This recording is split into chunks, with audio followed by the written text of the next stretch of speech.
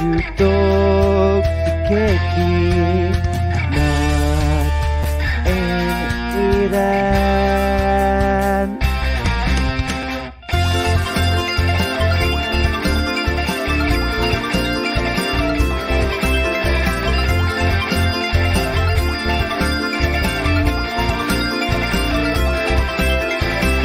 Osashiku Konnichiwa! Osashi desu, minasama! Tadaima!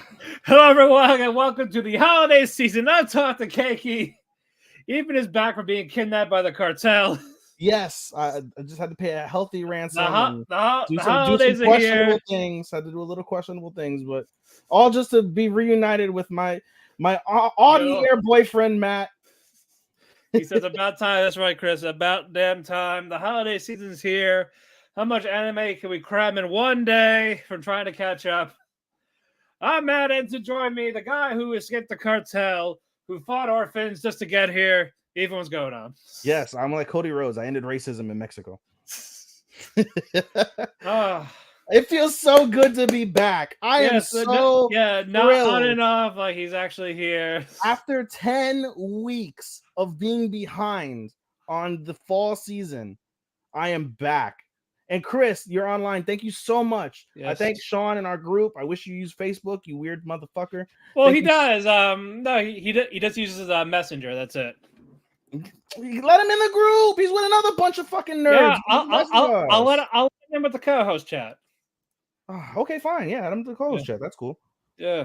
But no, Chris, thank you so much for the times that you stepped in. Much obliged to you while I was away acting a fool and living life like a normal person instead of watching anime. I appreciate the shit out of you. I don't know if Chris has responded to you. Should I break this news on air now or should I wait? With the 2-part special for the fall. We did last week, but we'll do a reminder. December 26th, we are going to do a thank you for Starman and Chris, as they'll be doing their own fall awards specials. And then we're going to do ours on the Thursday.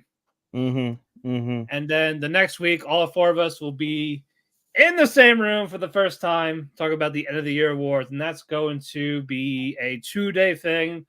The first day is going to be our top 5 shit. And then day 2 is our top 30 for the year. And it's already a bitch to do. It's not that hard. I can't comprehend. It's more, a lot of really good ones are going to be left out for me. When you think about it, I broke it down. I'm like, it's not that hard because I haven't actually done it. But you got right. You got to take your top 13. We take our top 13. At least, I think Matt top 7 for each season, and then 2 write-ins. Yeah. Basically, in essence. So you're basically taking your top 7 and rearranging them. It's just put them in order is the hard part. I mean, when you think about it, though, the fall and spring are going to be the ones I think that you go, with the exception of summer and Vinland. We already know that's going to be in your top 5 somewhere. So which one? Vinland. Oh yeah, probably. Yeah, that's in the top 5. So other than that, like I think we pretty much in consensus that spring and fall were the best seasons. Yeah. Of the season. So, but yeah, no, it's going to be really complicated for fucking sure. And I can't wait. Yes, it'll definitely be a lot of fun. I cannot wait for that. I already just messaged the person I'm going to talk in a private project later. Ooh. Yada daze, hit me with the road roller. Yes, right. Even no, you wrote yada daisy. What the fuck, Chris? You failed me. It's funny because it's like when you hear yada yada, you think obviously JoJo. Sometimes when I hear yada yada, I think of what's it called? I think of EDM because that's a drop. Yada yada does it. Dun, dun, dun, dun, dun. I just think of a cool ass fucking drop. You're like, oh shit, let's go when I'm in the fucking club or something. That's a vibe. A couple of news real quick. Not a lot. We got the manga. Nina, the Starry Bride, is getting a TV anime. No release date for that yet. Light novel, A Journey Through Another World, Raising Kids While Adventuring. Is getting a TV anime for 2024. Original anime Astronaut announced for spring 2024. Is there a synopsis? Yes, there is. All right, let's read this thing. No, bad. Takumi, a gifted chef was just let go from his job. He lands a gig at an old boarding house called Astrosu, Yep. but hesitates to accept after learning he must also live there full time. Does until he meets the beautiful and charming caretaker Mira, and he's sold. The two begin to work together and their connection deepens, but Mira has a secret. She isn't from this world. Doesn't that sound eerily familiar? With what? Did you watched it? Did you not? The one from last season. It was a rom-com. Where she's an alien, or no. Let me pull my notes up and scroll down. Excuse me. Bescusi. Was it not, or was it spring? No. What the hell anime was it that I watched? There was an anime that I just watched, literally, that basically is the description, and I feel like you watched it. if you gave me the title, I'd probably tell you. While you do that, Time to go Rascal Not Dream, Bunny Girl Senpai University arc is happening. It's a series, not a movie this time around. No release date for that yet. Mm-hmm. Who are fans of the series, they are happy with Glee. Happier than pig and shit. I am. Hey, are you not a fan of the series? I haven't watched it still. I need to. Really? Yeah. Oh my god. You know, I honestly, when it comes to like high school, like middle school type things, honestly, I would genuinely tell people, like, if you have a child that struggles with like identity, like for sure that is a great show to have your like kid watch, or watch with your kid. A Galaxy Next Door. That's the one you didn't watch. What is it? Like A Galaxy Next Door. No, that was you guys. Yeah, that was me, and it wasn't that bad. But that's basically the synopsis. He falls in love. He gets with her. She's from another planet somewhere. Gotcha. But anyway, Bunny Girl came out around the time where I took a break from anime. So somebody recommended it to me back during the pandemic. I watched it. My mistake was I watched as the first show immediately after Clanad, and I was already an emotional disaster because of Clanad. So that show did not help me at all in terms of the emotional disaster. But it's really nice, and the way that they explain like high school like social anxiety and high school sexuality, right. like, you know, trying to find your sexuality, not like, you know, in terms of like gay, lesbian, or whatever, but in terms of like, you know, like when it comes to like nudes and things like that goes into description. And then just the principle of recovering from sickness, like that's just the first season, those three tropes right there. And then just in terms of the movie, the overarching, the way they concluded it with the movie in the first season, the overarching, I guess, piece is very whole. So I was under the impression that they would never, like, you know, despite the fact there was more, I didn't think that they would do any more. So the fact that they made another movie, that's great. They made two movies, and now we're getting another season. Yeah, I mean, that's fabulous. And like I said, if you have, you know, an of age child that struggles with identity, this would be a great anime for you to watch. And then also, I think it would help you as your child gets older and may face some of the problems that you may encounter when you see that in the anime. I really think that that's a really solid like selling point to those type of folks. Yeah, I will plan to watch it. I will make it a goal before the university arc comes out. Fantastic. Subarashi. Yes. Fureru is getting an original anime movie for fall 2024. Looks like it's gonna be made by Toho, and the studio's Cloverworks. So no, I don't see a synopsis. There is a trailer or announcement, but I'm not gonna watch that now. Fuck that. Sure. Yeah. Hold on. What is this? Ascendance of a Bookworm adapts part 3. It's adapted to a light novel. Never mind. Feels like another anime season, but that is not the case. The manga Origin is getting a Western live-action movie. So I don't know who is going to make that. I'm so sick of live action. I've never liked live action. Yeah, it's more of a hit and miss thing. Are you seeing the Miyazaki movie this weekend? Not this weekend. Does it come out this weekend? Yeah, it starts tomorrow. Actually, I'm going Sunday. I plan to watch it. I didn't think about it this weekend. All right, well, I will hold off on reviewing it until you watch it. I mean, if I have nothing to do, probably wouldn't mind. What was it? What's the name of it again? The Boy and the Heron. The Boy and the Heron. Yes. Chotomata kudasai. You can keep talking. Yeah, but yeah, other than that really is it for the news. Not a lot because last time we recorded was 6 days ago. So Aren't you lucky? It actually started as the day where I'm at. but What no, the I probably wouldn't mind. I'll see. yeah. I'll see you in the next week or two for sure. All right, cool. Yeah, because that'll be my last anime movie before we do that for the year. Indeed, sir. Indeed. Alrighty, let's get to our reviews. Blah blah blah. All right, Ethan, what do you got for us? It's been 10 long weeks and I don't know. It's been 10 long weeks and I don't know. What do I have? What do I have anymore? I don't even know what I have anymore. You have Ragna, you have Boss is Goofy, Ragna, Kawagoes, and King Ruin. Okay, yeah. And just as an announcement, guys, for the record, Matt and I compiled our fall list. I'm sorry, our winter list, and we will debut that at the end of the part 2 or part 4 of the 2-week 4-episode fucking marathon we're gonna do. However, I made a concession because of the fact that this anime gets so much hype, so much like attention, and Matt and Starman absolutely gush over this multiple times a day. If I drop a single anime from the winter season, I will binge and catch up on Frieren. Freein, yes. Freein, it looks like Frieren to me. So Freein, yes. Freein. Yes, I will binge and catch up on Freein. Yes. Yes. Join us. Yes, I will. I will make that commitment to you.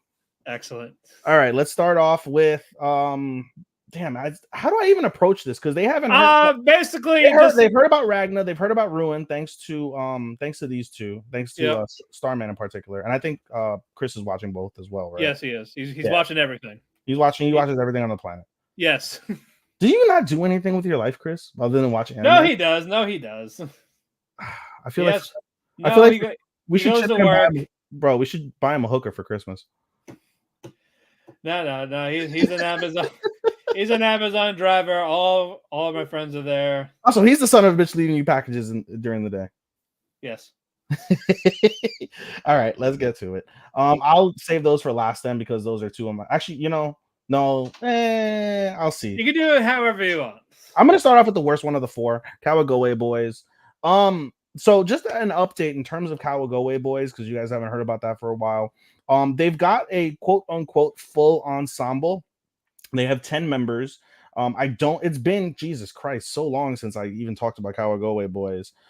Just some of the new members that have shown up since. We have a pair of twins that constantly argue. We have a black boy with dreads that's really tall and sings pretty good. We have this like really timid little, like I can't say little boy, he's not a lolly, but he's more diminutive in size compared to the other ones, and he also sings really good, which is very interesting. One of the episodes they found the black guy and the little boy. I can't say little boy, the small fellow. We can't say small fellow. The black guy and the small fellow. They found out because of the fact that they were secret YouTubers, and like their whole YouTube channel was trying to get perfect scores at karaoke, and they would sing like really well. And so there was like this whole like stupid episode with them, but the whole premise of like them getting them in there is really solid. Right. So we have those additional members, and then we have like a thuggish type of person that wears clown makeup because he feels more comfortable in clown makeup. But he's a pretty badass dude, I guess, from that perspective. He's really, nice when you get to know him. So, so we got these additional members. The last episode, though, the previous episode was really dumb because of the fact. Let me back up. I'm gonna give like a mini two episode explanation. Episode 9 was really, really stupid because there was a whole basically hostage situation. And nobody did anything to help. It was just a clusterfuck of what the fuck is going on. It was the absolute worst episode of anime that I've watched this season from any show. It was atrocious.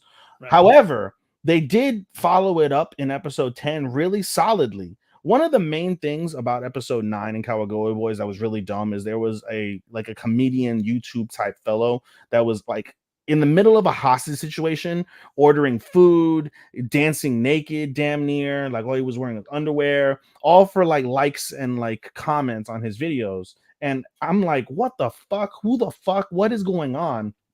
Come to find out, he's the father of one of the guys in the choir. And because of the Japanese media, how relentless they can be when something goes viral for the wrong reasons, they're getting harassed at home. So they have no choice but to move. And so we get, I don't remember his actual name. I could find it if you give me one moment. Sure. Calagoe Boys. Damn it, Mike, not now. Fuck. Now my chat's gonna go off. And that's another thing. This thing doesn't have a fucking list of people. Good thing I have the Mal site open because Mal is actually more or less. Yeah, Mal has the cast list. Yeah, Mal has the cast list. Kaito. He goes by IT Kun in the because he's super techie and super rich. Right. Kaito. Basically, Kaito's really upset because of the fact A, his father's an embarrassment. And B, with him moving, he's not going to be able to partake in like the remaining activities, and he's not going to have friends. So he's really frustrated. I'm muting this thing. Where's mute? Hide. I don't want to hide alerts. Damn it. I guess it's hide alerts, right?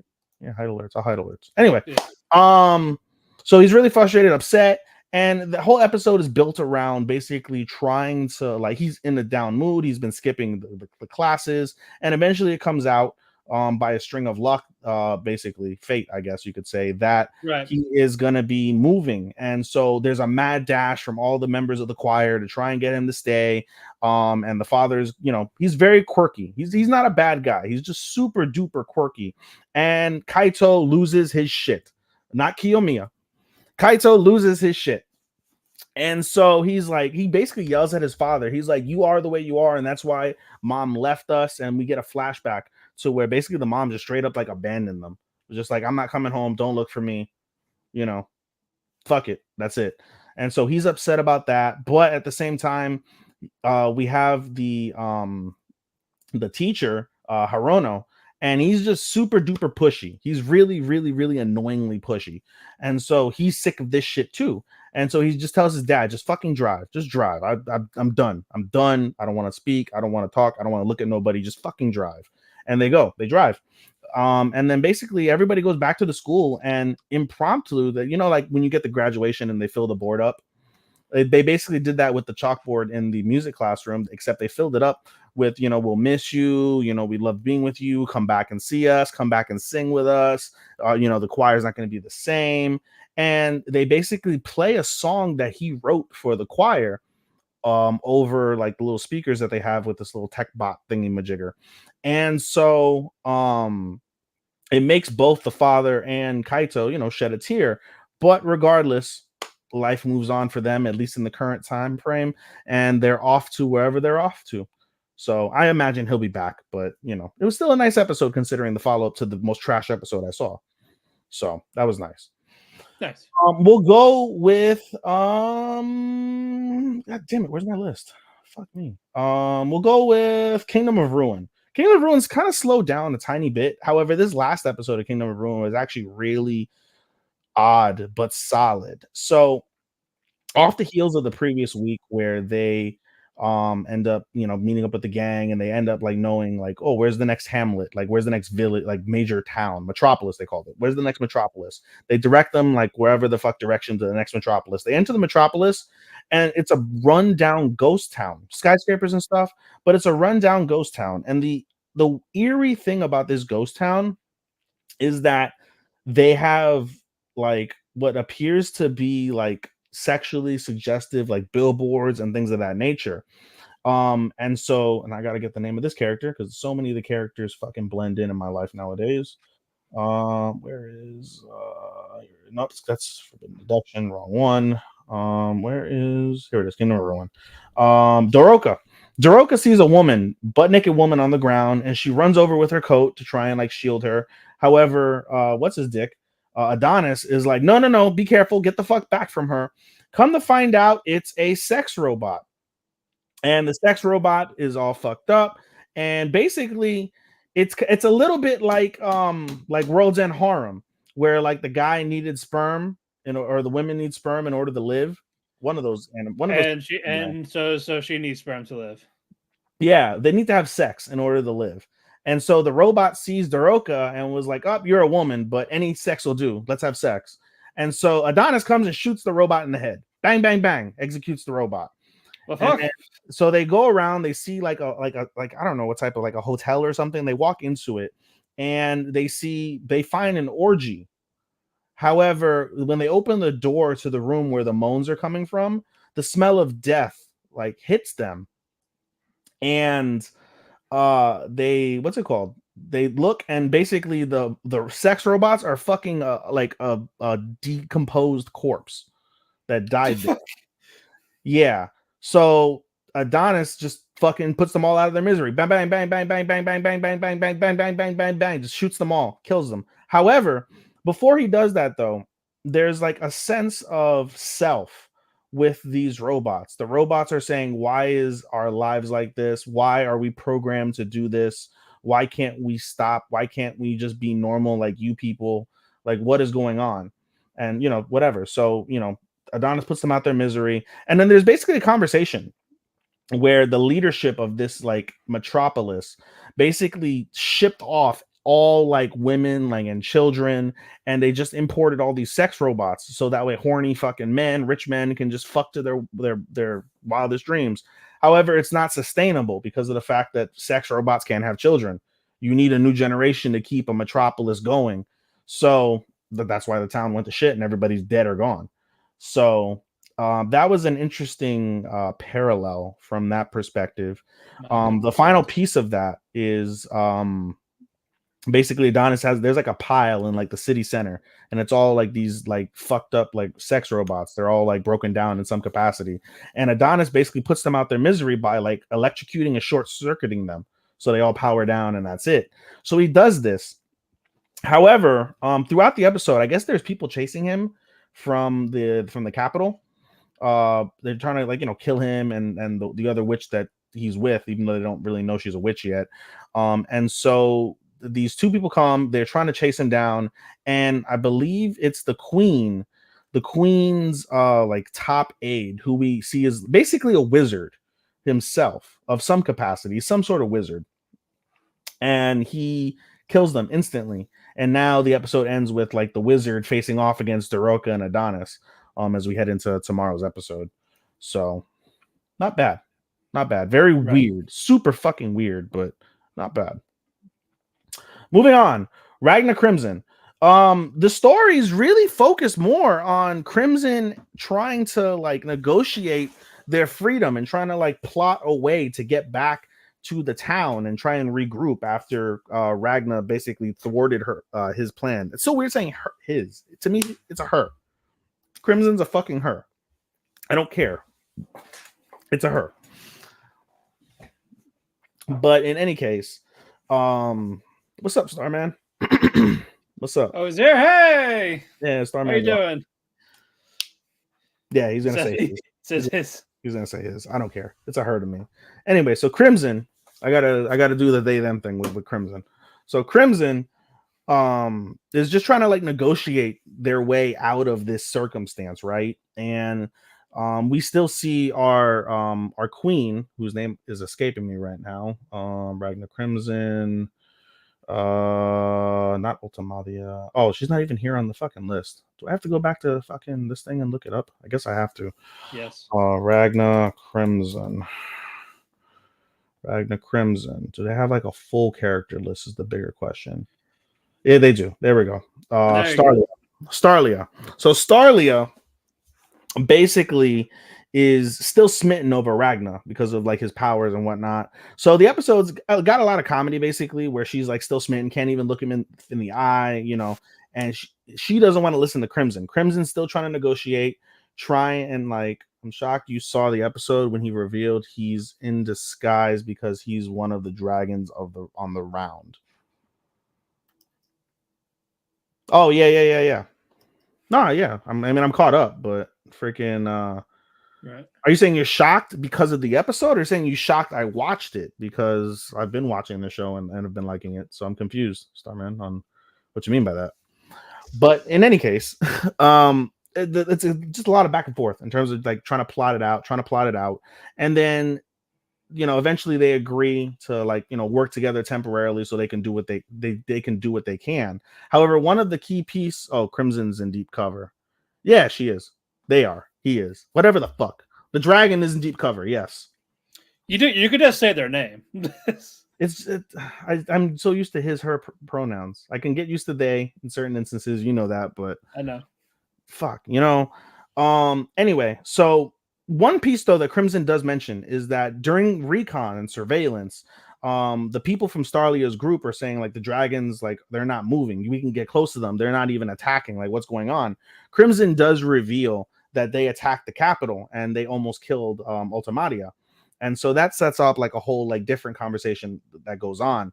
Meanwhile, Ultimatia is basically all like fucked up still. She can't control time. She's lost her confidence. She doesn't know what's going on. And then suddenly the number one dragon, what is his name? Woltekami. We'll call him Walter. It's easier to call him Walter. His name was Woltekami, but we'll call him Walter.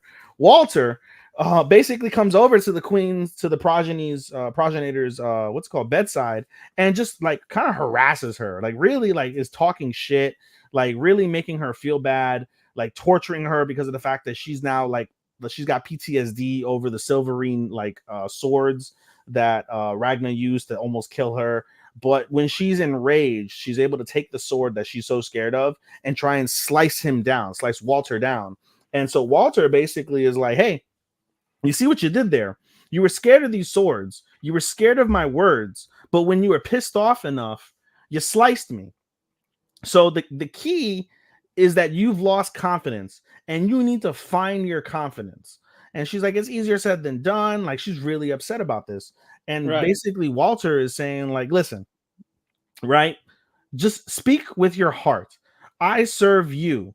He's like, I don't have to serve you, but I willingly choose to serve you. I willingly choose to listen to you. Command me as the progenitor. Command me. Tell me what you want. What do you really want? And she's like, she's hesitant. And she's like, just tell me you want their heads. Tell me you want me to kill them. And eventually she relents, and in tears, with this beautiful music, she's like, yes, I want you to kill them. Bring me back their heads. And they hug and embrace in this like really loving and touching moment for such diabolical fucking dragons. It's really odd to me. Starman loved it. I was like, this is, it's a little off. It felt a little off watching it. But they basically sort that all out. And now they have Woltekami trying to find Ragna and Crimson. And that's going to be one sensational fucking battle, because basically Woltekami is like the typical trope of like, everybody's weaker than me. I defeat everybody with little effort. I want a challenge. And for this person to have taken the progenitor and break her spirit and her soul to the point where she had lost confidence and she lost the ability to really control her magic, he's like excited. He's like, yes, I get to face face the Shinigami. Like let's fucking go. When was the last time I ever felt this? So he's really amped up to try and fucking destroy Ragna and Crimson. So that's going to be one hell of a matchup when that happens, for fucking sure. And then finally, my favorite, Matt, and I've told you this in the chat, and I'll tell you this on the air. I know. At the beginning of the season, I told you I think you'd really like Ron Kamanahashi's Forbidden Deductions. I felt that the mystery thing, it's your thing. Like there's like a little bit of like lore to it. What I will say is, once I feel like I could actually watch something, I will see who convinces me on what to watch. What you'll watch? What I'll watch either Ruin, Goofy. Someone should convince me why I would like it. Type of thing. Well, the best one is Ragna Crimson. If you want gore, Ragna Crimson. If you want more gore, definitely Kingdom of Ruin. So if you're in the mood for wholesome, you can go with Goofy. If you're in the mood for gore, you'll go with Ragna, or you'll go with Kingdom of Ruin. I'm not gonna lie.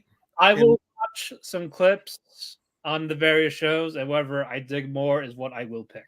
How about that? From my perspective, I feel like I regret that I gave you Forbidden Deduction. I know, thanks. Had you been watching, you would have loved it. There's a literal gay character it's been a while since you guys heard about Goofy too. So just Yeah. to backtrack, I gotta find the dude's name. If you give me another moment or so, Chotamate Kurasai. Kinjo. So there's an actual character, new character, Kinjo. He also had a shitty boss, but he doesn't have PTSD over it. But he had a shitty boss, and he sees Shirosaki and he sees Momose having fun, having a blast, realizes they're like senpai kohai or manager employee, and he's like, I'm gonna come work with you guys. And he does. He gets hired. And we come to find out he is literally bisexual. He literally comes out, he says he's bisexual, he's had ex-boyfriends, he's had ex-girlfriends. He says he's like, I don't, classify my likes through gender. I classify my likes through someone that looks good and someone who treats me good and has a good personality. Right? Confirm LGBTQ character. Right? Bam. And again, the show is just really funny. It's wholesome. We get yaoi feels from Momose and Shirosaki, and even a tiny bit the chief Aoyama. Aoyama though just had a divorce. And Shirosaki's has had ex-girlfriends in the past. So, they've dabbled in like the same sex, situations, or sorry, heterosexual situations, I should say. Momose is unconfirmed. They don't really talk about his life, but the show's not about prying. It's not about trying to dig in. It's just fucking wholesome shit. I'm telling you, just super wholesome. I don't remember what happened in the previous weeks though. So give me one moment. Like I said, you can just talk. Like I said, you can just talk about how you've been enjoying the show, and then the latest episode. You can do it like that. Yeah, well, that's what I'm trying to get to. I'm trying to get to the latest episode. Oh yeah, that's right. It was absolutely amazing. So, to backtrack, right? They're all like at work like normal, and one of the other coworkers, I didn't get her name. I don't think she's a super critical character, but one of the other coworkers was hosting a mixer, and all the boys managed to get the flu at the same time. Don't know how that happened, but they all dropped out. And so she asks the four guys, Kinjo, Chief, Aoyama, and Shirosaki, would you guys all come to a mixer? And they're like, yeah, sure. The trick is that Momose is scared of mixers because just like everything else, he was abused even during mixers. So he's got it in his head. He's like, yeah, I gotta be fun. I gotta be talkative. I gotta like really like contribute to the mixer. And so they all go to the mixer, and he's weird. Everyone's like, oh, so you guys have all known each other since you were school. Like, oh, what do you like to do? You guys you go to college. That's really cool. He leads with, what's your blood type? Is that a fucking question you ask at a mixer? He's asking the right questions. Hold on. He needs to know his blood. Coincidentally, they're all type A. How about that? But there you go. He feels like there's awkwardness. And so meanwhile, though, Shirosaki is being super duper goofy. He's being super like weird. He's like, he has fucking like lemons to like go on the lemon, and he'll like spray it in his eye on accident. Like all sorts of bad shit is happening to Shirosaki, but the girls don't realize that's just his character. He thinks that he's just trying to be funny to try and impress them. So they're all laughing. Aoyama, the chief, has an obsession with like a stuffed animal. I forget the name of the stuffed animal. He literally brings the stuffed animal to the to the mixer.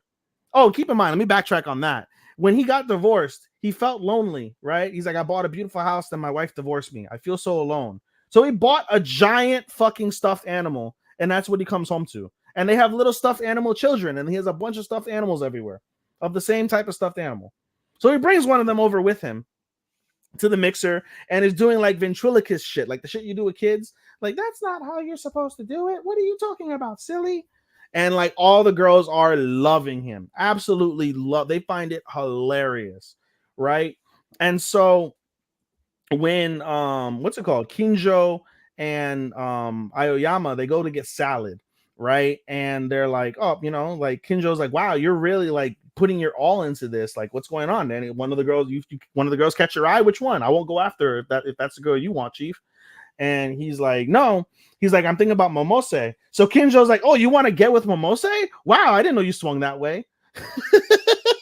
Which was funny. But he goes, no. And he proceeds to tell Kinjo about how Momose feels. Momose, though, he thought he was like saying his feelings inside of his head. Turned out he was saying it out loud, and Aoyama was behind him.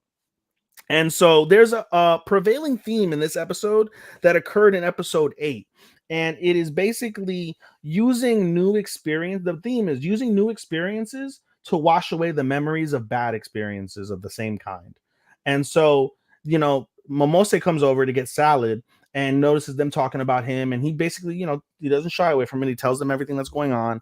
And he proceeds, Aoyama comes over. He's like, I was trying this hard so you feel better, because remember what I told you? Find new happiness to get rid of the old sadness, in essence. And he basically like sings like a Japanese tale, saying like, fear, go away, fear, as he pets his head. But it was the way he did it was like a father talking to a child, that's like been hurt. And it was really so incredible. It was absolutely incredible. And Momose breaks down in tears, and Kinjo is like, oh, like, are you okay? Do you have a stomach ache? He's like, no, I'm just so moved. And he's like, let's keep going on, right? So the rest of the party comes out. Everybody's having a great time. It was a blast. It was an absolute success. The guys rather, after the mixer, they're like, let's keep going. So they go to karaoke and they get more drunk. And the girls all go home, and the 3 girls are asked by the one girl who works with them, like, hey, so how was the mixer? Did you like any guys? And they're like, yeah, we like someone. And they're like, someone who put together the best mixer that any of us have ever been to. And then the girl's like, me? You guys like me? What the fuck? I asked you about the guys. But regardless, that was a really nice episode. And I will say this about Boss is Goofy. Boss is Goofy is like one of my absolute favorites of the season. It is so wholesome. It is funny. It's a feel-good anime. It is a true slice of life. It feels so good to watch that show. And while you get shock value with Kingdom of Ruin and Ragna Crimson, with the gore, you get the crazy action and the suspense and drama, if you haven't read the manga, with Jujutsu Kaisen. You get the love stories between Hunter Girlfriends and our love story. That's all fine and dandy, but a wholesome slice of life involving adults and an office situation that is hilarious. My Boss is Goofy will most certainly be in my top 10. I adore the fuck out of that show. It is great. Nice. And I'm done. That is it for you. Yes, sir. Alrighty. We're at 37:33. Let's see how long it takes you. All right, guys, forgive me if I messed up a couple of things, but I'm going to do as best I can for some of these, because I did have to watch a lot in the past couple of days to catch up in time to do this. It should be fresh in your mind. Some of them. Not all. Welcome to my world, by the way. That's what I do to get prepped for these shows. I watch like 7 episodes in one day, times 3 days to catch up. Yeah. I'll do Paradox Life first.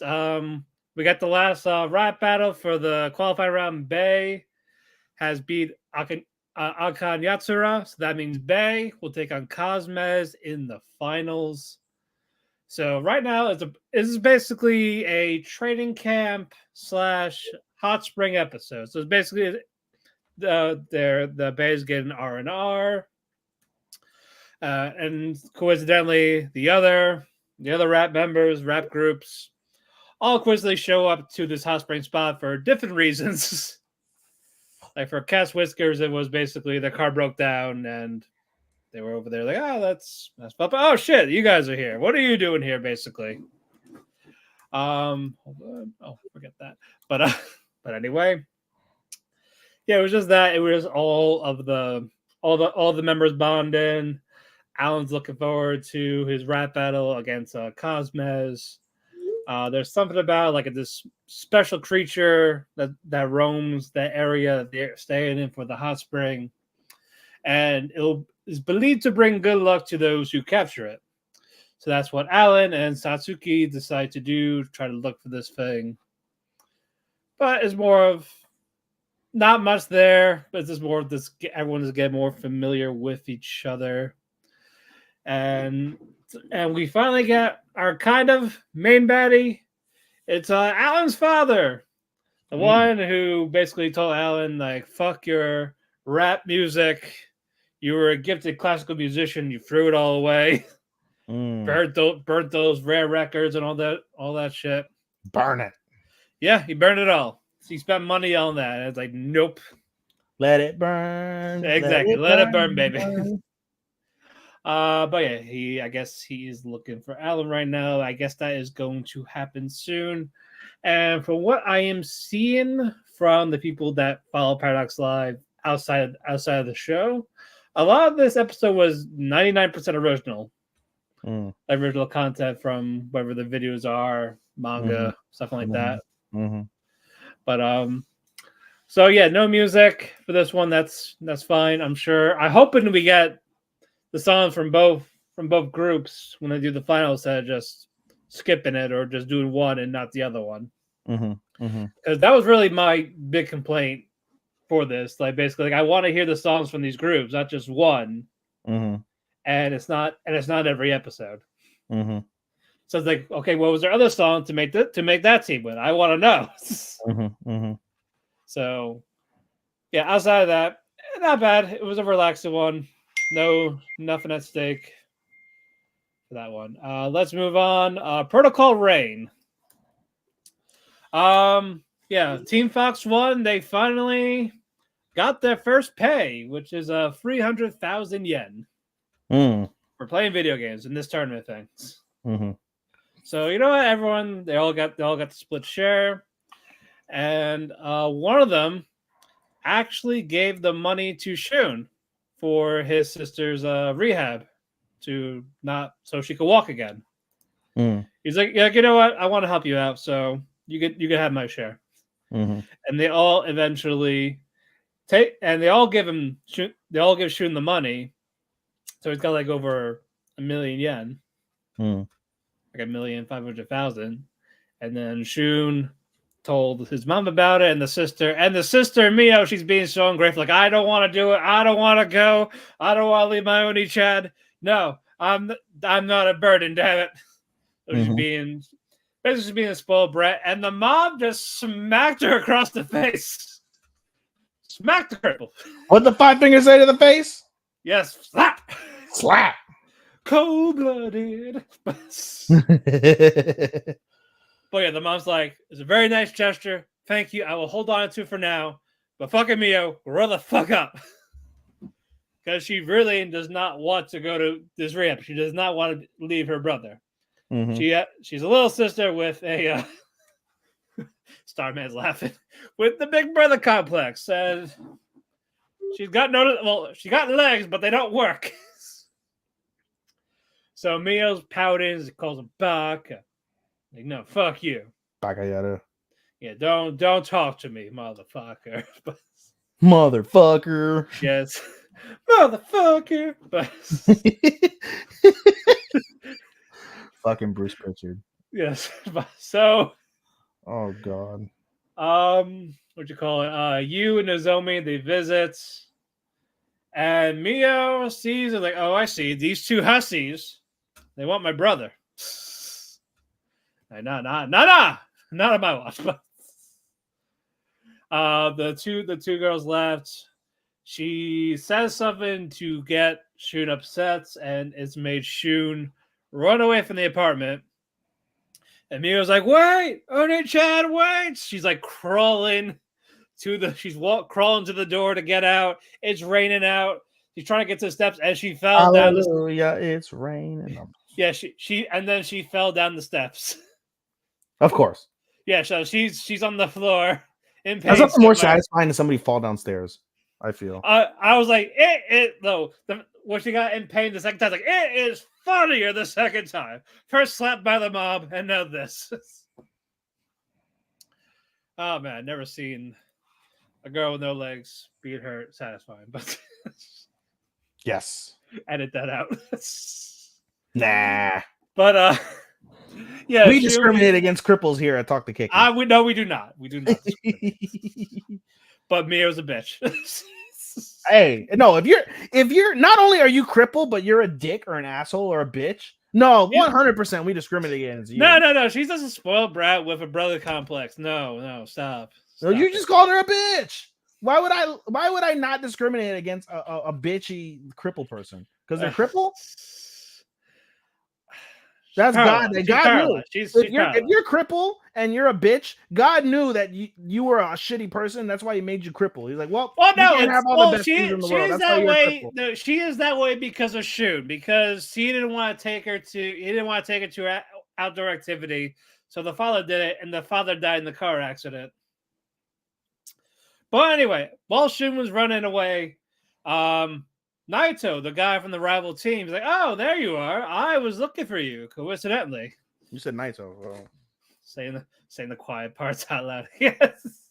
hey, I let my fucking demons. I let the what is it? The intrude. Wow, what's the word? The inner thoughts.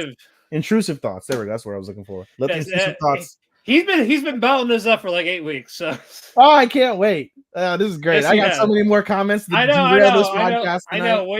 Wait till we get to 100 girlfriends. We're back to being unfunded, ladies and gentlemen. We apologize. Defund Talk the Keki podcast. But regardless, he's like, oh yeah, so I'm thinking about leaving my old group because they all suck compared to me. So come with me, be me. Forget your school, forget your family. I know all about you. By the way, your sister, she is faking. It's all psychologically in her mind that she is paralyzed. Oh, but she that way she's what? You said she has no legs. No, she has legs. She just doesn't walk. Oh, okay. Yeah, she's like it's all psychological. I thought she literally had nubs. That's why she. No. Oh no. She can walk. No, she has legs. There's like I bet you like she can walk. It's a psychological. She's thing. female logic strong. Yes.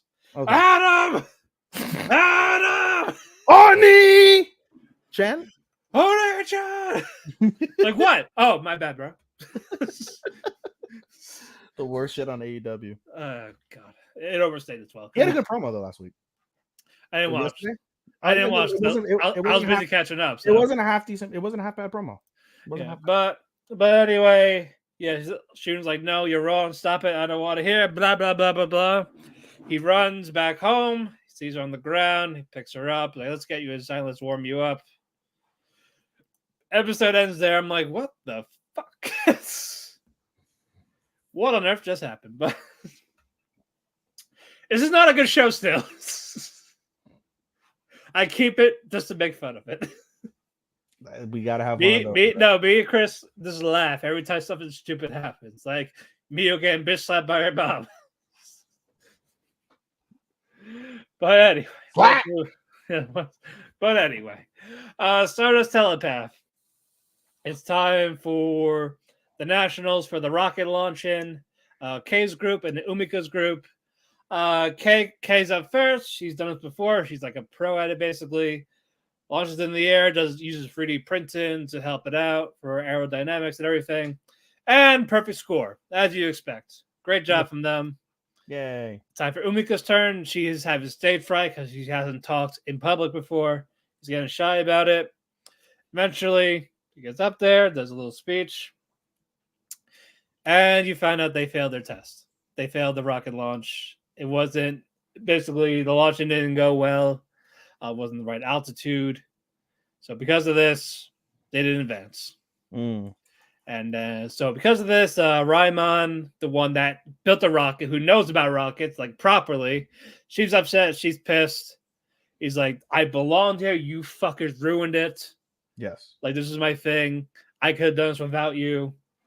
Haruno, she's like going to her, like, hey, it's okay. Like, there's always next time. Of course, you're happy. You're the same as usual. Nothing affects you. This shows that you don't give a shit about anything. Nope. That shut her up. And it's like, don't talk to me again. Like, you're pathetic. Like, all of you. Fuck you. Go to hell. So Umika's crying about it. Akeuchi, she's trying to calm her down, the alien girl, and she's like, hey, it's okay, no problem. And Umika talked about, like, yeah, I'm a failure. I fucked up. This was never meant to happen.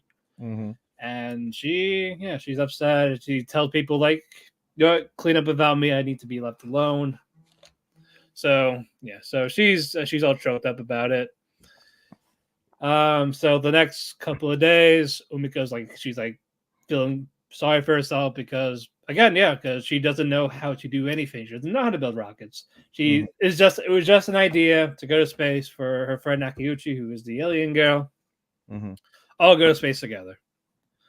And Bud doesn't know much on how to make it properly. So she goes out for a bit, gets some fresh air, and then Kai, she's like, "Hey, I know you. Hey, how you doing? Like, we haven't heard from you. Like, are you okay?"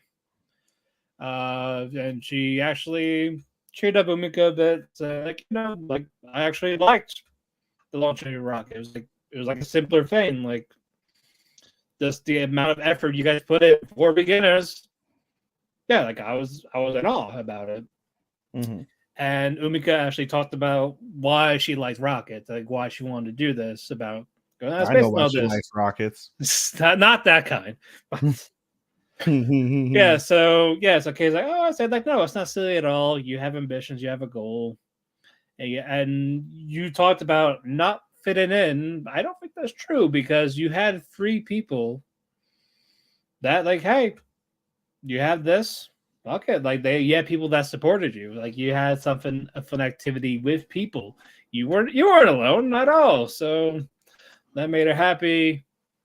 Umika went to the abandoned lighthouse, looked for Akiyuchi. It's not there. No lights were on. And Umika thought that Akiyuchi just left. Like she up and left. And so she's getting upset about it. It's like she wanted to apologize because she was so mean to her. But Akiyuchi, she's like right behind her at the lighthouse. She comforts her a bit. And it's like, I know you never gave up. You're not going to give up. We're always going to do this again. And again, it makes me really happy to know that you care about me that much to do this. And she remembered a little bit from her alien life. It was a certain song that they sang, and that it was a beautiful song.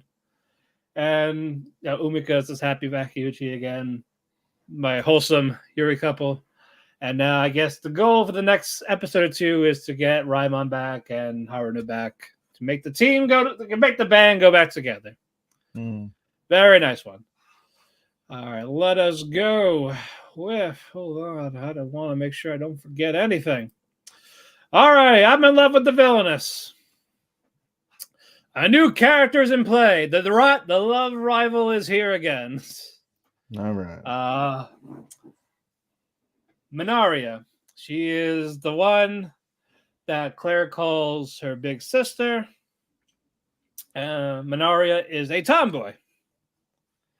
In this one. And of course, Claire is like head over heels over her, but not Ray, because she doesn't believe that Ray actually loves her, even though Ray actually does. But she'll believe Minaria and not Ray.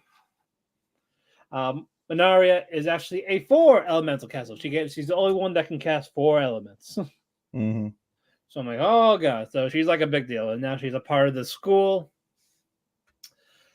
She had a magic duel with one of the Bower princesses,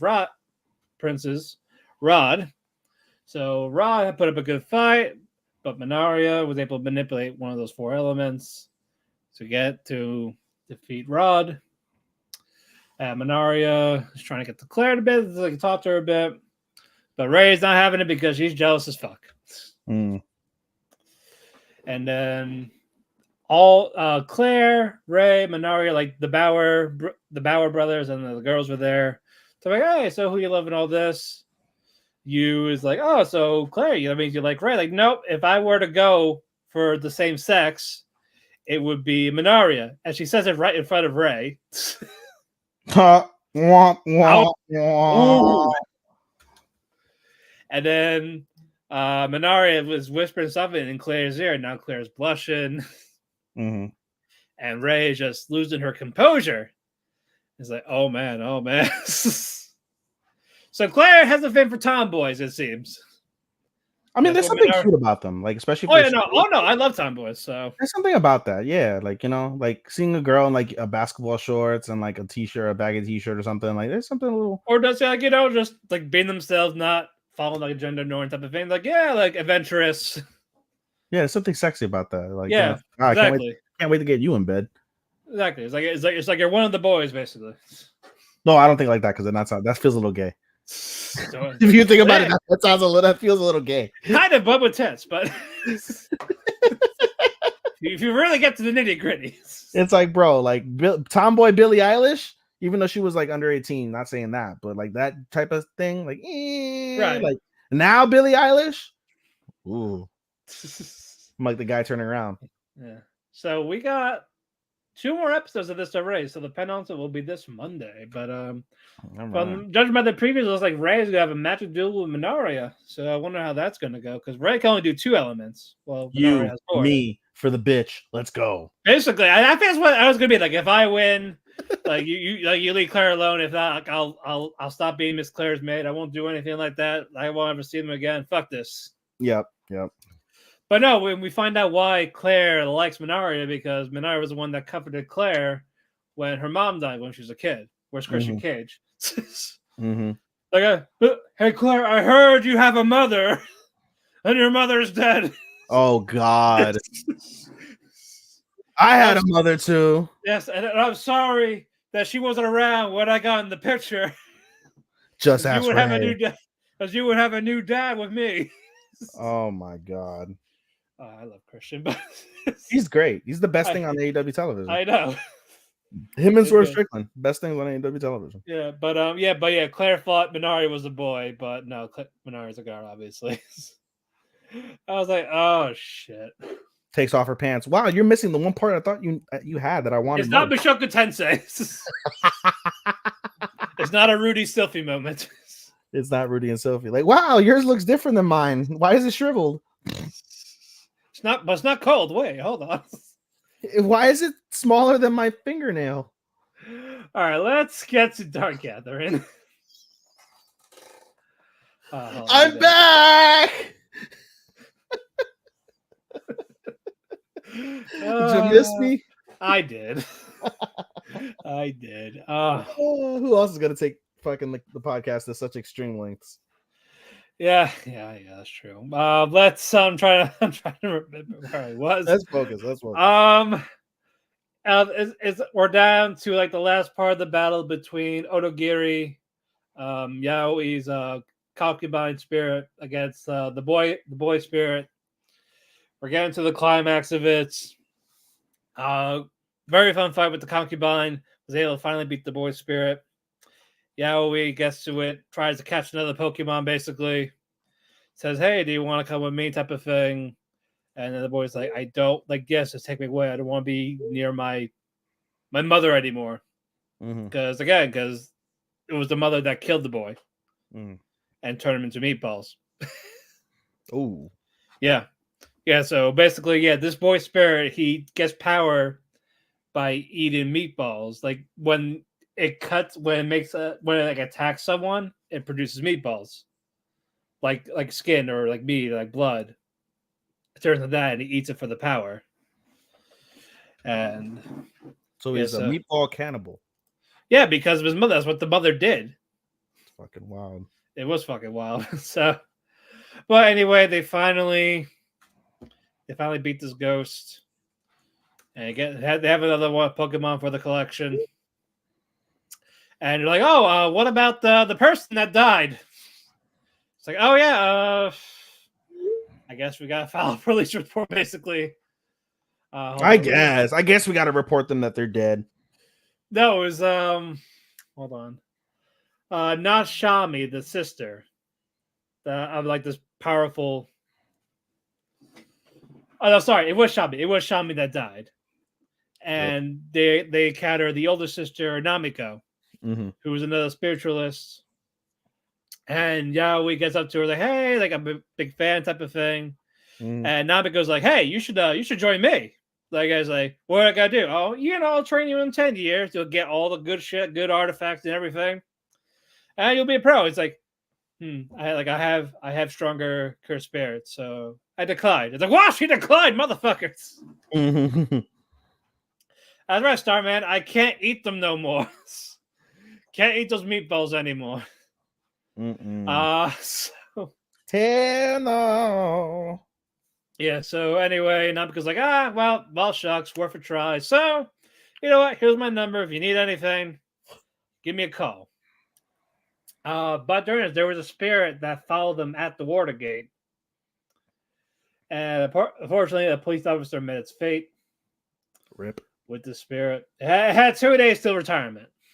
Ooh. Having their head sacrificed. That makes me sad. You heard about the 9/11 story with the guy who retired like that morning, but then put it on pause to go to the Twin Towers and then died?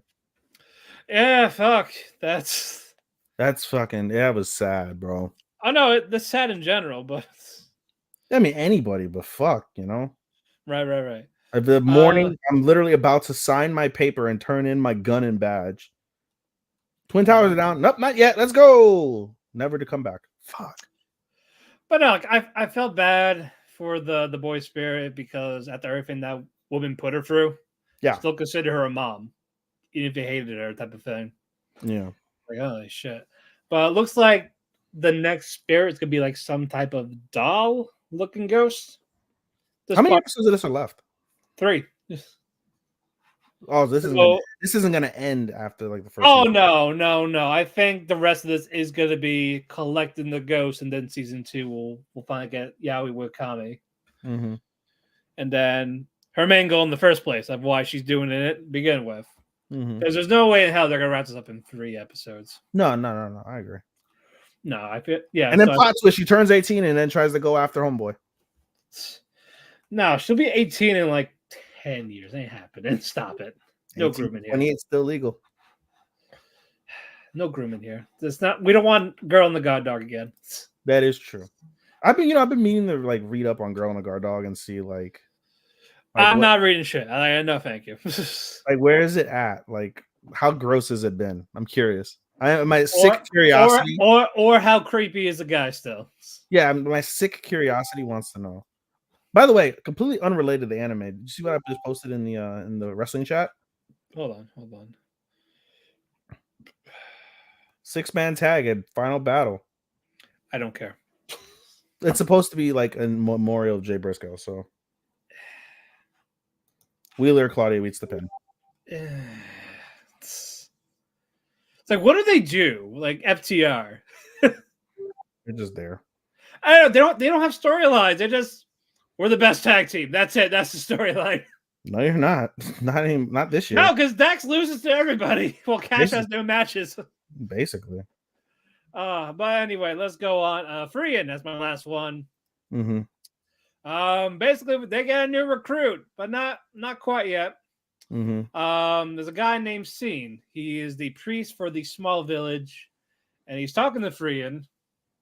And Frein's just like brushing him off, because they're looking for hers. And Scene is sinking in quicksand, and like in this mud thing. It's like, oh no, I'm gonna die here, because he talked about his life story about how he wanted to be an adventurer. It's been 10 years because his best friend invited him on an adventure. He declined for some reason, like he chickened out type of thing. Right. But we find out why later. But like he chickened out, couldn't do it. And then his friend was like, oh yeah, I'll be back here in 3 years for the cultural thing. But it's been 10 years, so he hasn't come back yet. Mm-hmm. So he's sinking in this little mud thing while telling his life story. And then he goes to Freeze like, oh, if you grab my hand, you could change my fate. And then Freeze just look at him like, no, think about it. I'm still thinking. Think if I should save you. That look. Yes, like nah. But Fern and Stark see this like, what the fuck you doing? I'm surprised she didn't do that meme. Which one? Like the one like fat black girl that's like, you remember that? No, but no, she was just a cold expression like, I'm still thinking about it.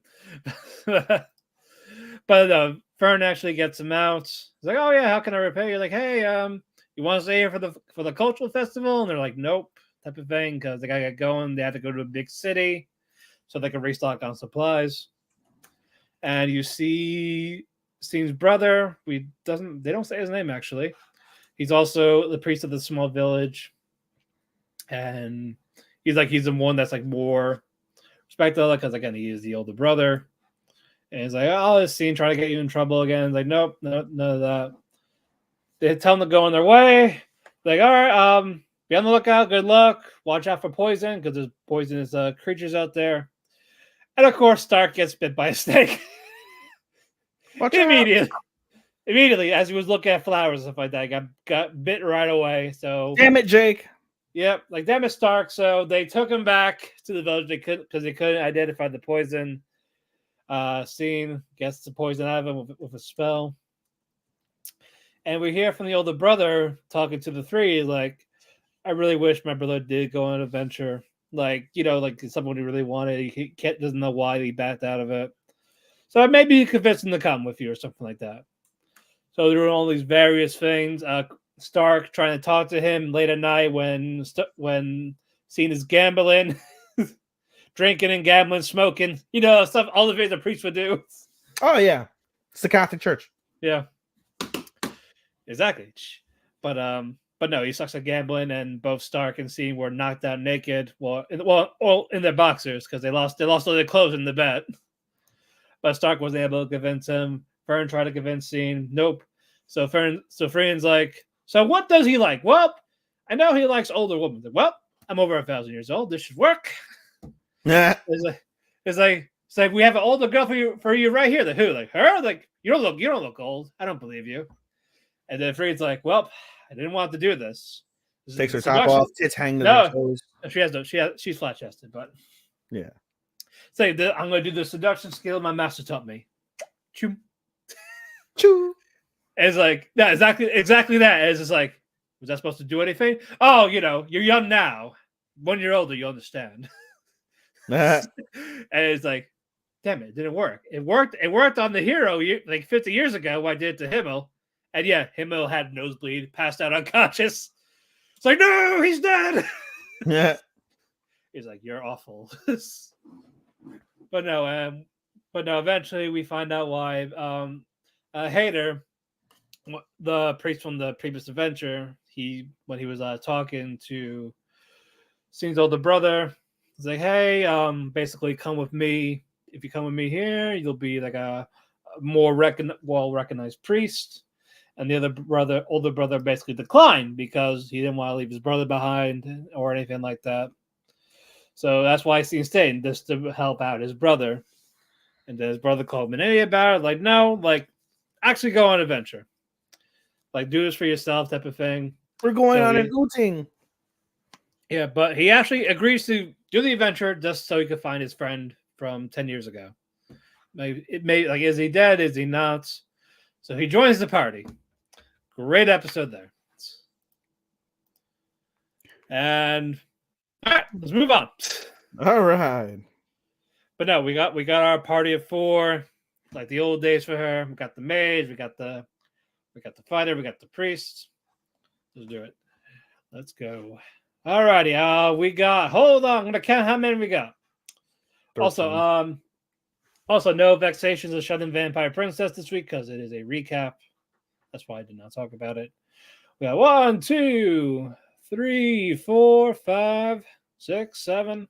It's about approximately 14 since I have 4. Yeah, 14, 15. All right, let us go. I'll let you have this one. Forbidden Deductions. Oh yeah.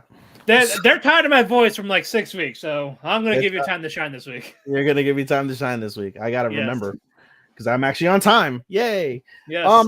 This one started out a bit weird, but wasn't bad at the end of the day. Yeah, so it was more of Todamaru being interviewed by this. Yeah, so Toto, I don't know the reporter's name. Do you remember her name? I will look while you talk. So basically, Toto walks into the room, and no, I don't care about the prequel shit. Anyway. Chikori. Yep. Okay. He's a crime reporter of the Lime Weekly. Yep. Yes. So Toto walks into work, and what's her face? The chief was like, "Hey, got a job for you." So he goes to a conference room where he meets a really pretty. They drew her really pretty reporter who's absolutely obsessed with him. As Matt said, her name is Chikori. She works for like the weekly newspaper, and she's obsessed with him because she has like this like obsession with murder mystery. The reason why she has obsession with murder mystery is because of the fact she was kidnapped as a child and was rescued by a detective. So she looks at all detectives like heroes. She caught wind of his recent successes and wanted to profile and chronicle and shadow him for a day. And so, of course, Toto's freaking out because he didn't really solve those cases. Ron did. But she can't let him know Ron solved those cases because of all the bullshit that'll come from that. So she shadows him. He does a lot of administrative paperwork bullshit, tries to play it off like, yeah, something simple, like, it's just all part of the job. And so then he's like, all right, I'm going to go to a coffee shop. I'm going to give her an interview and I'm going to shake her. And that's it. So they go into the coffee shop. And Matt, who do they see working at the counter? Ron in another disguise. Yes, he is the barista of this thing, and his only thing he can make is this black syrup, all the sugar.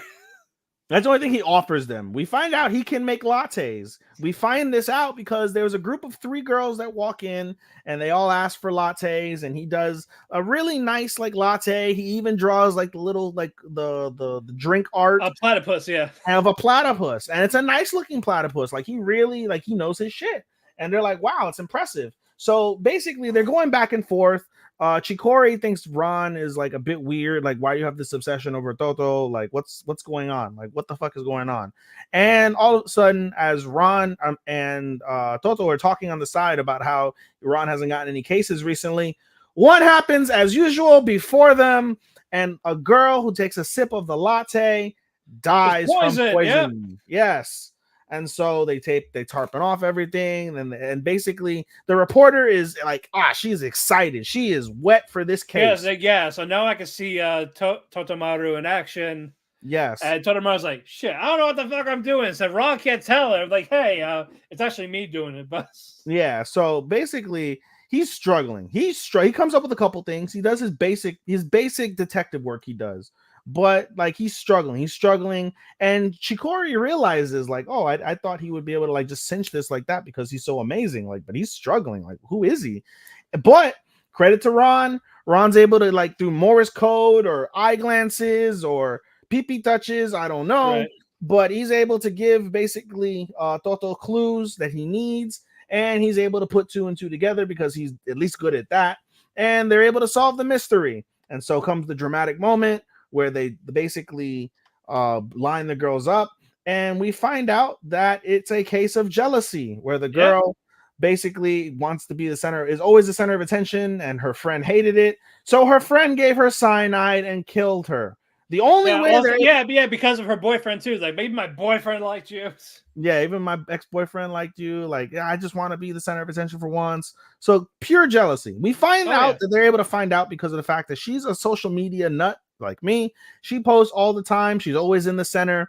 And she posted a picture of the coffee. And we find out that the coffee was supposed to be perfectly done, all 3 of them, the exact same. However, there was one that was very, very, very distorted. You'd have to look and zoom in and see, and that's where they drop the cyanide capsule where she dies. So they arrest her. Everything's all good. However, there is like a subplot to this. When Ron finds out that Chikori is a reporter profiling Ron emphasizes to Toto, don't fuck this up. And he's like, I don't care about her. What do you mean? And he goes, no. He's like, reporters are really good sources of intel, stuff you can't get from work, stuff you can't sometimes figure out on your own. They've got the scoop. So the more you cultivate positive relationships with certain reporters, the better you'll be at your job, the easier your job will be, etc., etc. And the episode ends basically with the reporter having cultivated a solid relationship with Toto, not realizing it's Ron, and now she'll be, I assume. And then, of course, Ron's like, bash your head in. And of course, we forgot to mention that basically, Ron did his like supernatural powers, and makes her bash her head in. But no, Totoro just bash her with the coffee bag. Yep. And he comes to. Ron's like, oh shit, I did it again. Oops, I did it again. Basically, I almost killed you. Why won't you fucking die? Oh, I hate myself. Oops. Right, exactly. Anyway, I meant to ask you, and I didn't get to because I wasn't on the air when you previewed this. What did you think of the whole reveal that he's got Moriarty and Sherlock's blood in him? No, I was interested. I just don't know. I just hope they execute it well. And you feel like it's going to be a miss, right? I do feel like I don't know. It's either the concept's going to be good, but they're probably going to rush it. Mm-hmm. Or it might just might not make any sense. I don't know. You know, like when that was the best episode to me of the season when they revealed that. Oh yeah, That no, whole it was. that whole 3 episode like portion, I love that.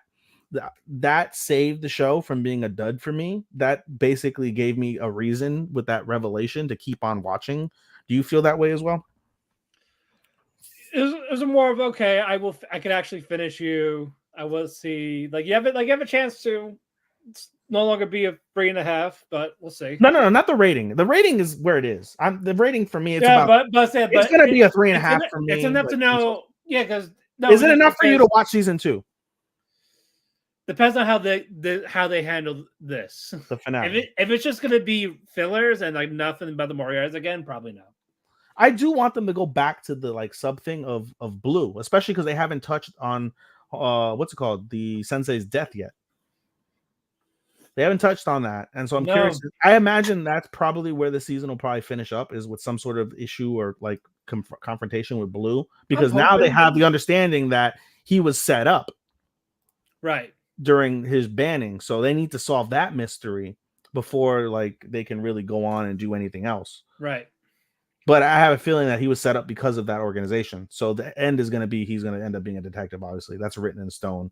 That when it's all said and done, he'll be a detective, and him and Toto will be like partners in crime in detective work, but official partners in crime. But still, right.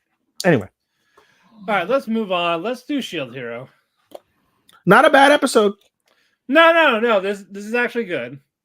It was basically more or less the conclusion of the dragon battle, and fucking. This is better CGI than the tortoise. Not by much, but it is better. Yeah, the dragon isn't as distracting. No, but no, like the gangs basically they're all getting their asses kicked, and fucking Alta of all people. Yeah, so Atla just rushes over, goes bam. Her blind ass. Yep. Oh god, it's always the little creatures, but it's always the little lowly blind girls, right? Yeah. Well, he has a whole team of them. So sorry, it's a furry. Little blind lowly girl, lowly. I'm surprised she hasn't evolved yet. She has enough levels, so doesn't evolve like Reptalia. Some like fucking like plot where like didn't meet the Pokemon's conditions, level up at night or something. I don't know. Some shit like that. Must lose virginity or you gotta do it at a certain spot. No, you stopped there when you heard that. Yeah, but no, basically, but of course, Atla gets her ass kicked, and basically, it's enough to make them basically retreat. Mm-hmm.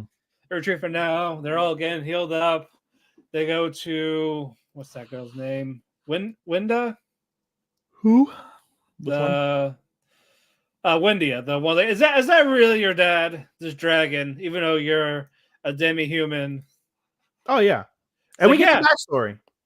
Yeah, and basically she was raised by the dragon because her dad, he couldn't take care of her. He's being hunted down. The dragon sees this while you're strolling in the woods. It's like, hey, you take her. It's your problem now. Roar! Okay. Like, roar! There we go.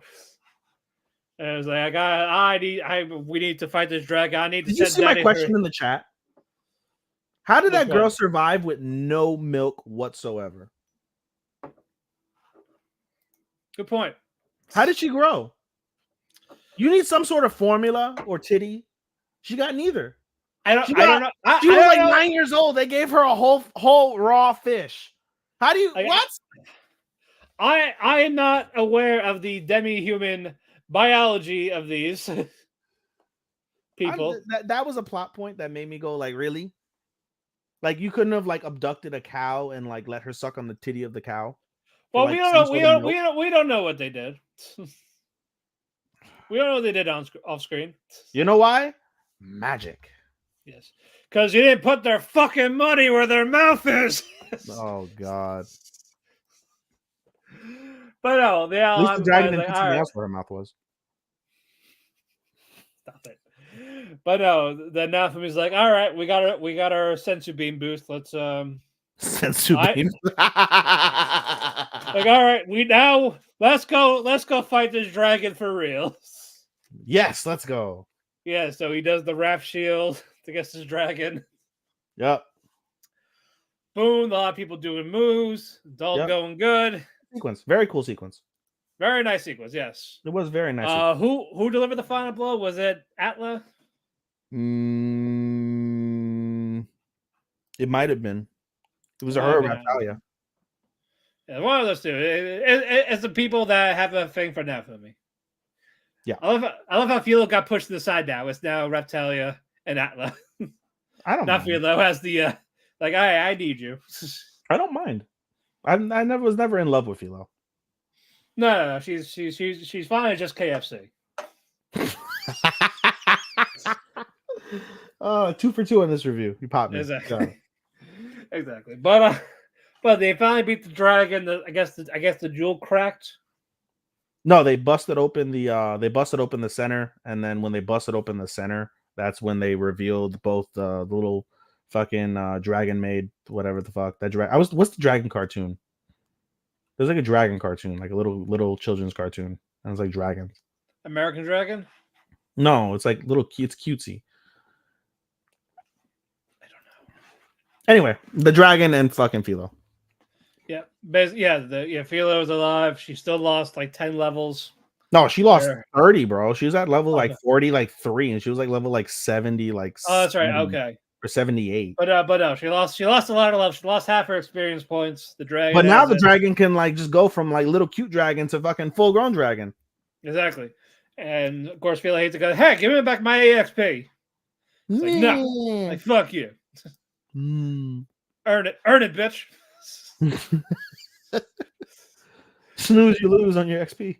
Yeah, exactly. Don't be so weak, ho. Yeah, exactly. Get good. Get good.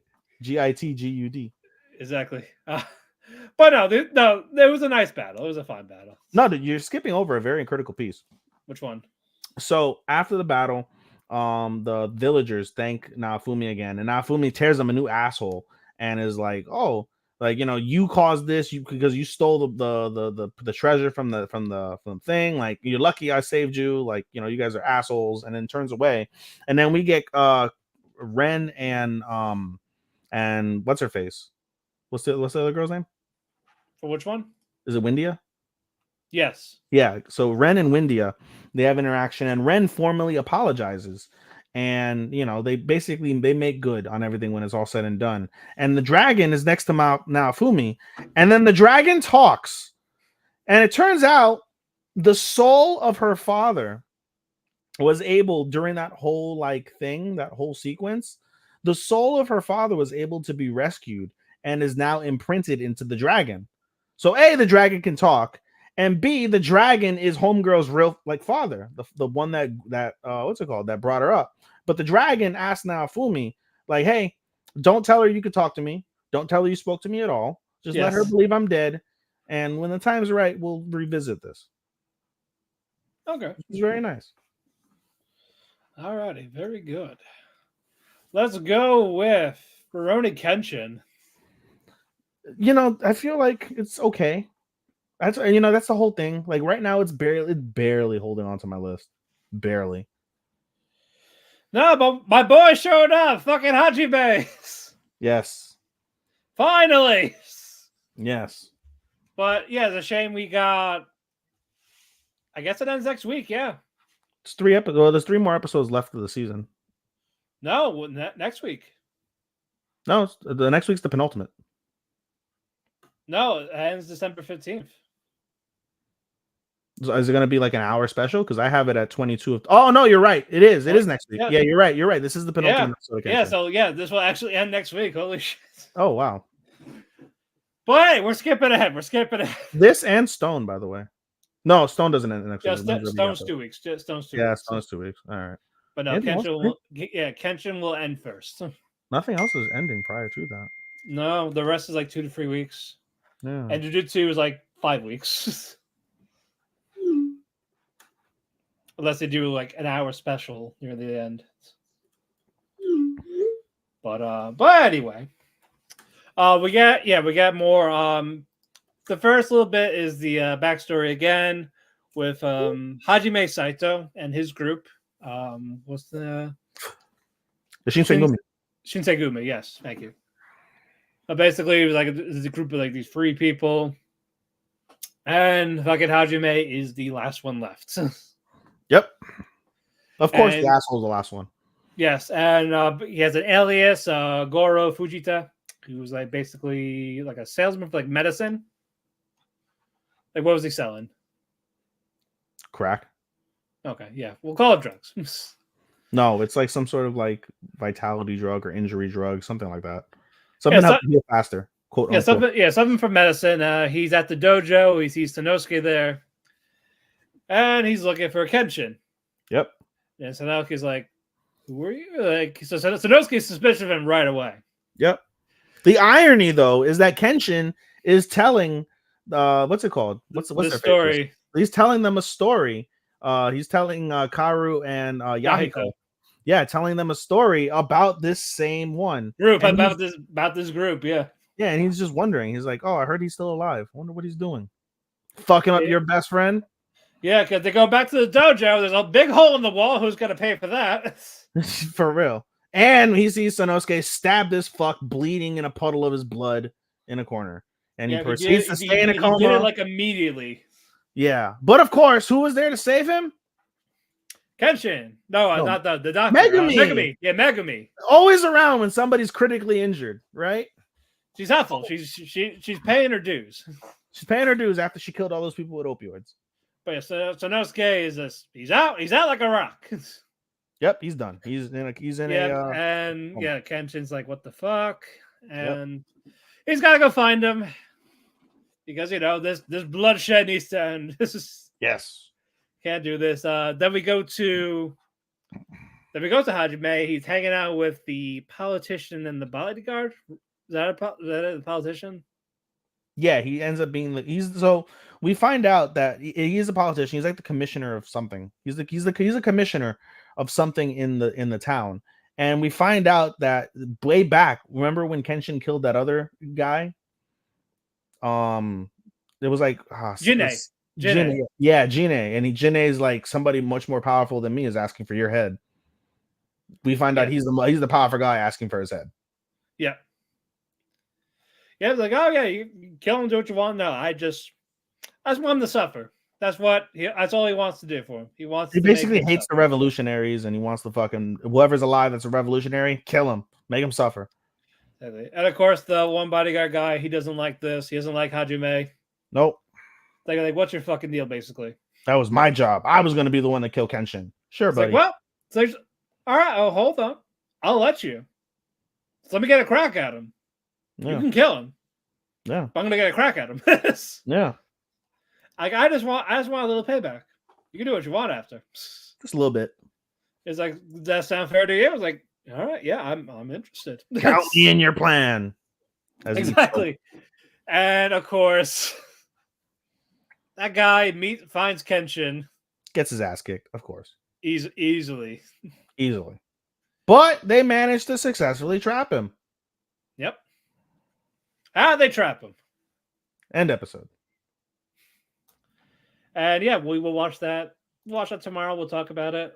Yeah. Hell, but depending on the day we record, we'll probably finish it next week. Tis true, right? Yeah.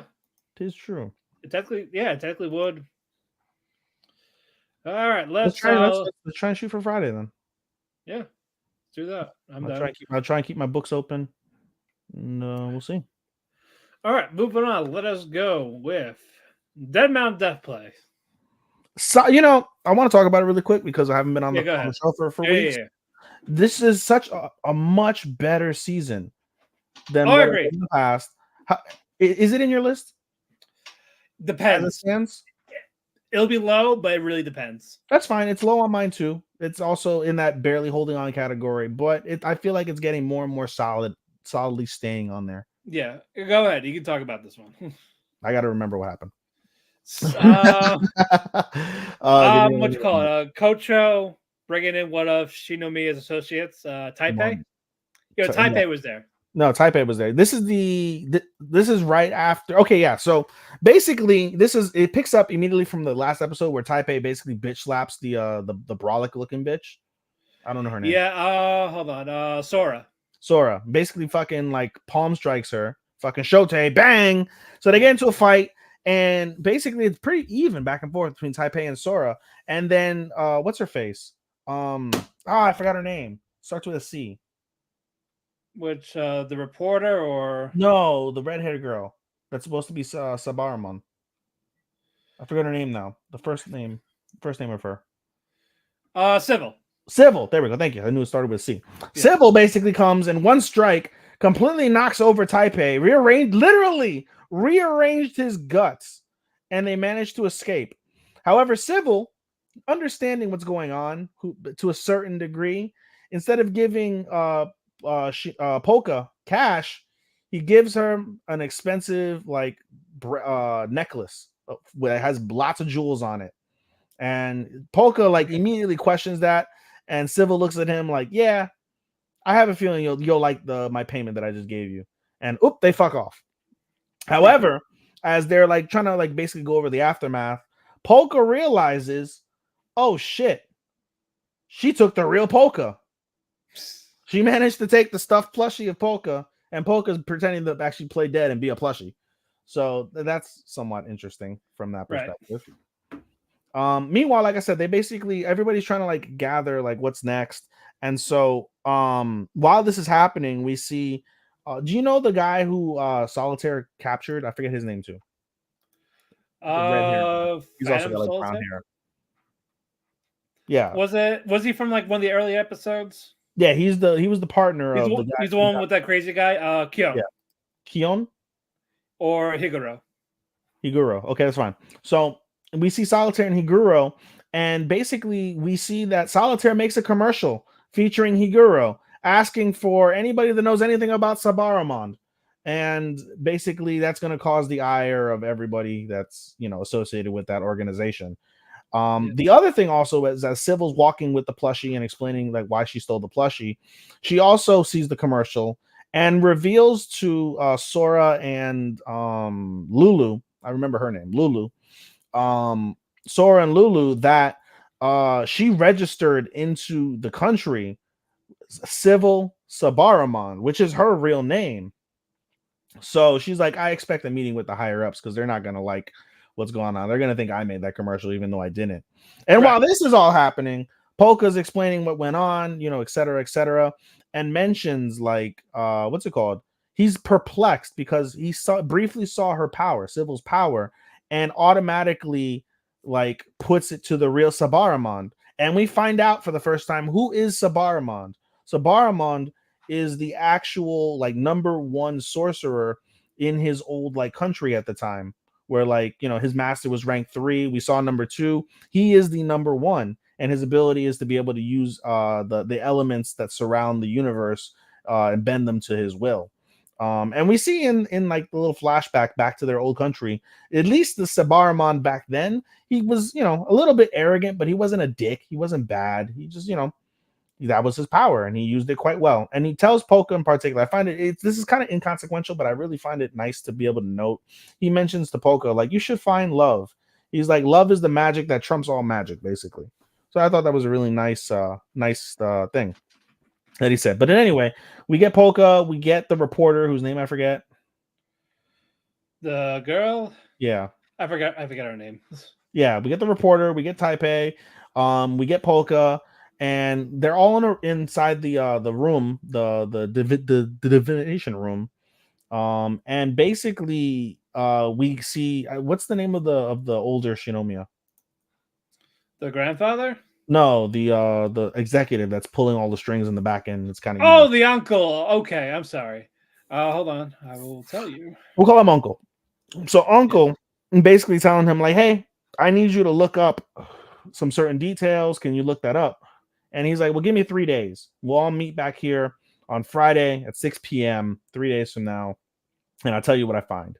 Okay, no problem. And Takeru, thank you. And then Takeru sends Taipei to go back to base so he can look at his rearranged guts and assess that. And so he also tells the person that's tailing them, hey, keep track of them for the next 3 days.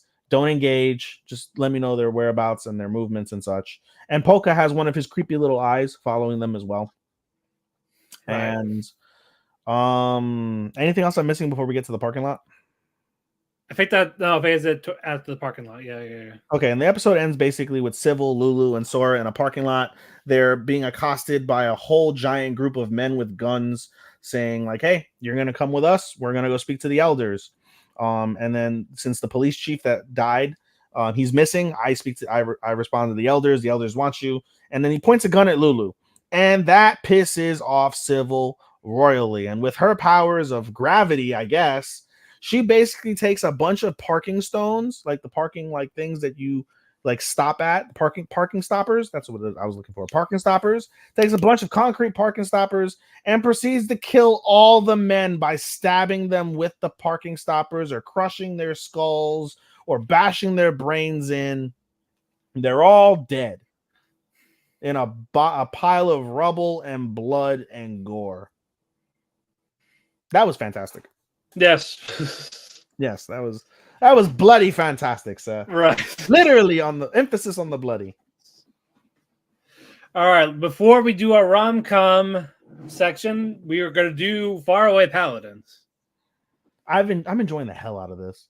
Right. The best part, I shouldn't say the best part. It's barely in my top 10, and I'm enjoying the shit out of it. I know it's an issue. I know It's in my top 10. It's probably gonna stay in my top 10, but it is barely there. But I am enjoying the hell out of this. This is for me a minimum of 4.25. If I were to it's cooking, man. I'm telling you, but what they're going ahead and they see in this room, they proceed with caution, skeletons of people like fallen dwarves soldiers from the Iron Mountain. But the kicker is they think that they're still alive and it's still that time. Yeah. They're like, and they see Al. They're like, he's like, oh yeah, it's you. You're the son. Like, tell us what to do, type of thing. Yeah. And then Will's trying to step in there. Al's like, I got it's my duty. It's my duty to do this. Yeah, and he like convinces them, like, hey, like, you guys to die. Like, the battle is over. Like, you guys need to lay to rest. But fear not, I'm going to get it back. And we appreciate all your efforts throughout all these years in keeping the hope and the faith alive. And they all pass on. Yeah, no, like he was able to give them that inner peace. Yeah, and he prays to the god of Gracefield, and what's the other god that he prays to? He prays to another god. I forgot. Like blood god or lightning god or something. I think something. Like that. But more for Gracefield means more power for Will. So Gracefield's real. Exactly. Yep. So Will admires Al's bravery in this. Yep. More demons are coming. They're heading towards the Hall of Light. They kill them all. That's inconsequential. Yeah. And then they get to the Hall of Light. Skip to the Hall of Light. That's where everything matters. Yep. Scarabaeus, the demon's general. Yep. He's gonna prove the battle of lineage, like prove that you deserve to be here, benefit. So Al's like, I'm gonna fight him 1-on-1. And fucking what's his dick? The elf. I forget his name now. Menel is like, you're stupid. You're gonna fucking die. You're not ready. And Will's like, he's like, Will, are you gonna let this motherfucker go to his grave? And he's like, it's his battle to fight. Let him fight. Like he's doing it for his people. I know. And Menel's like, hey, if it's too hard for you, just stay alive until we're done kicking these guys' asses. And these guys' asses is every demon in the fucking castle. Every single one. Yep. So they're gonna be busy. Al, he's getting his ass kicked for a bit. Al gets a 1-on-1 against the general, and then the rest of the gang has a 500-1. Yep. Or 500-5, I think. 500-5. About 4. Is it 4? Yeah, it is 4. Yeah, it's a group of it's a team of 5, so 4 on like 500. 500-4. I gotta tell you though, Al though, he says Al got his ass kicked, but Al persevered. This was the story of Al's perseverance and dedication to his people as the heir to the throne.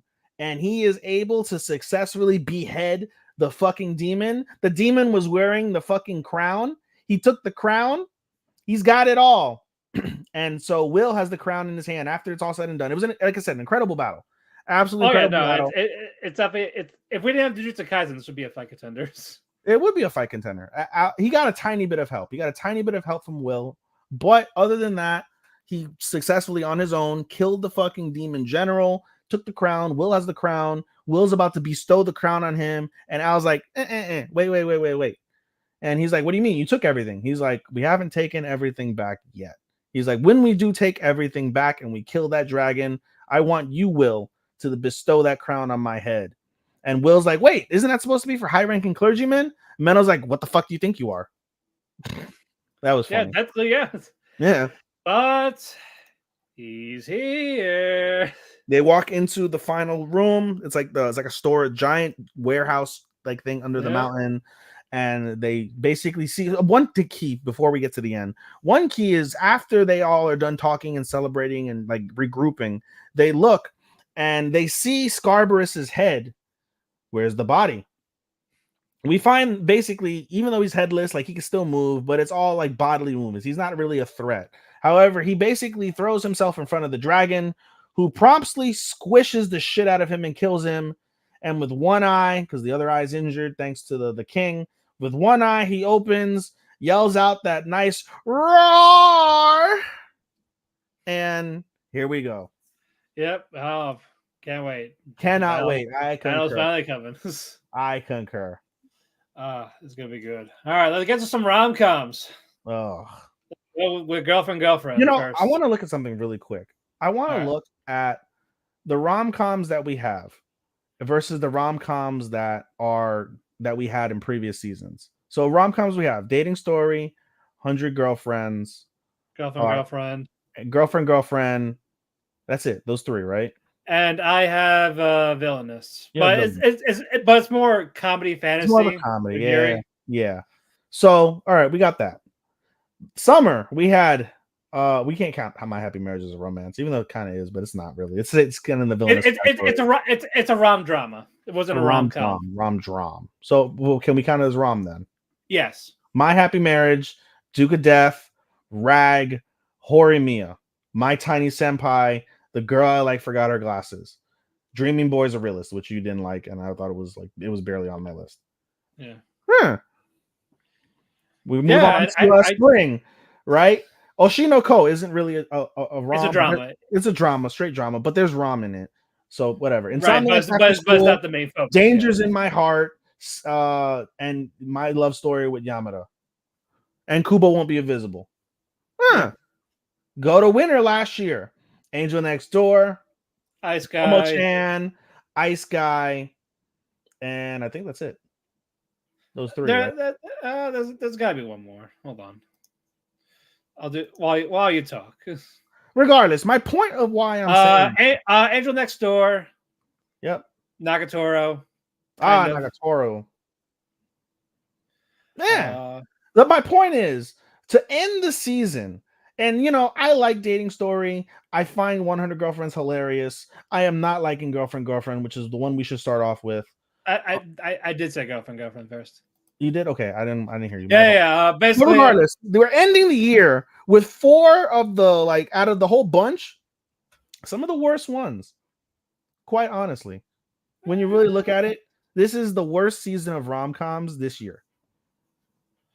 Well, yeah, more of not a lot of. In my opinion, I'm sorry. Yeah, right. You rate certain ones higher than I do, and vice versa. But still, yeah, right. But basically, we didn't get enough in the season catalog for sure.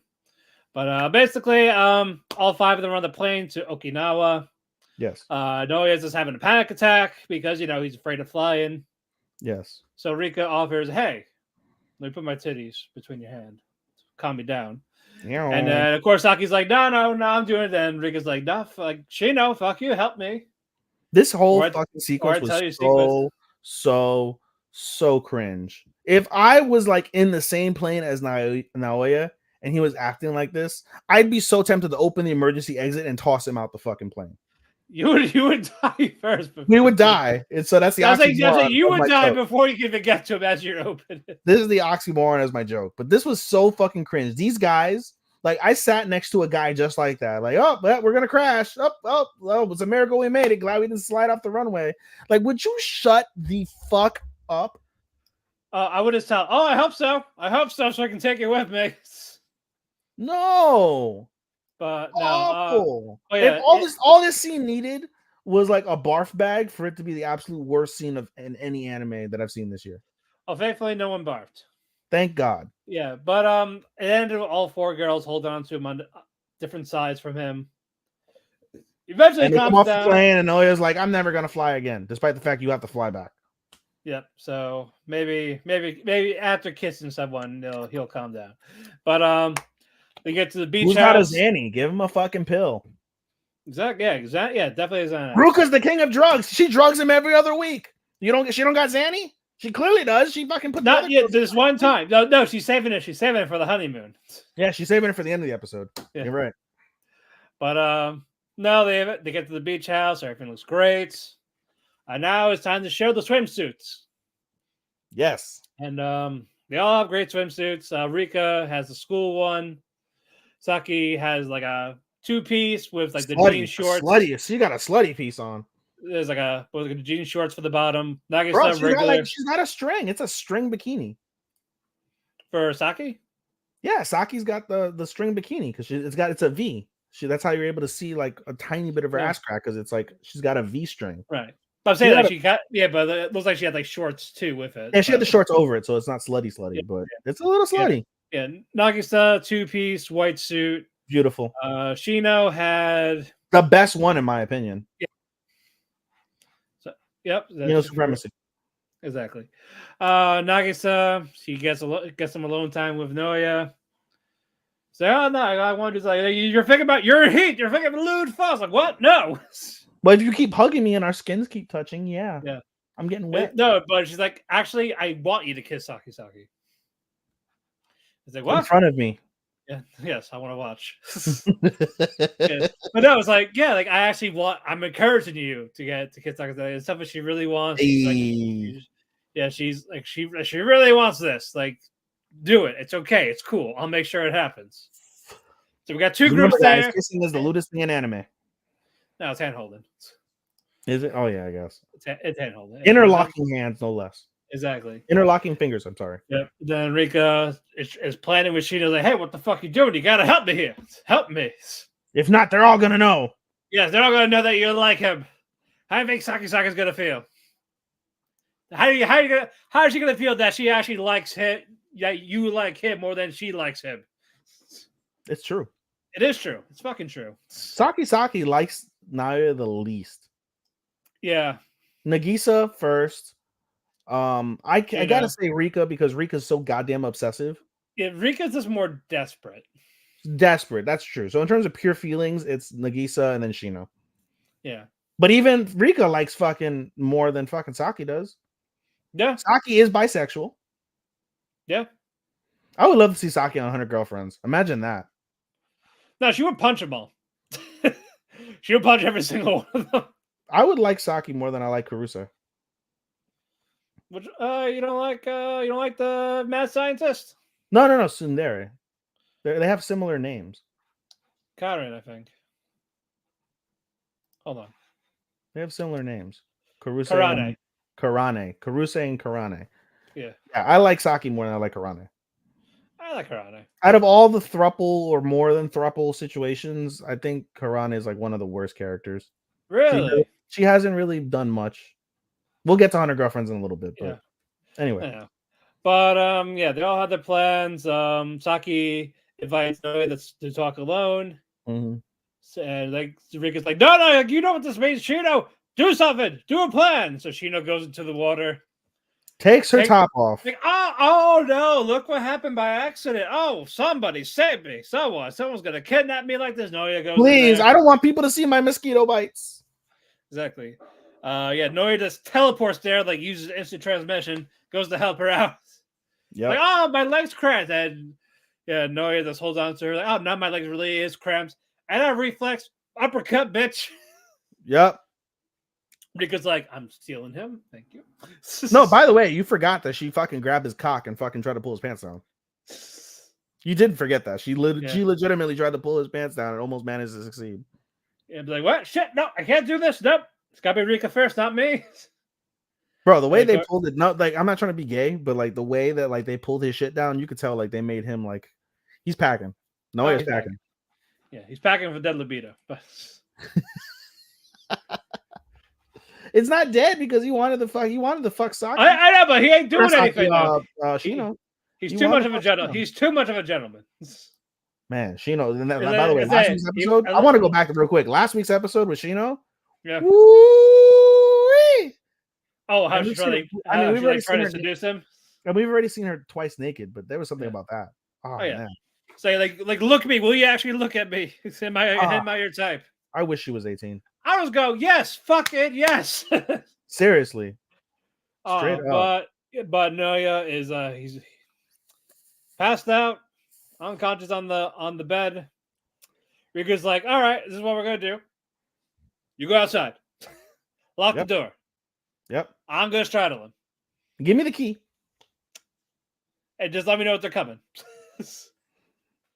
And now some alone time. While she knows in her head's like, I'm not doing this. And meanwhile, I really think that she's into like a tiny bit of necrophilia because every time she wants to do something sexual with fucking Naoya, he's unconscious.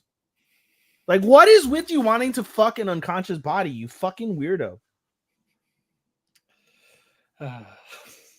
She probably gets off on that a little bit. Yes, I'm sure she has some fetishes that I can't wait to leave a snail trail all over his face and he won't even know it.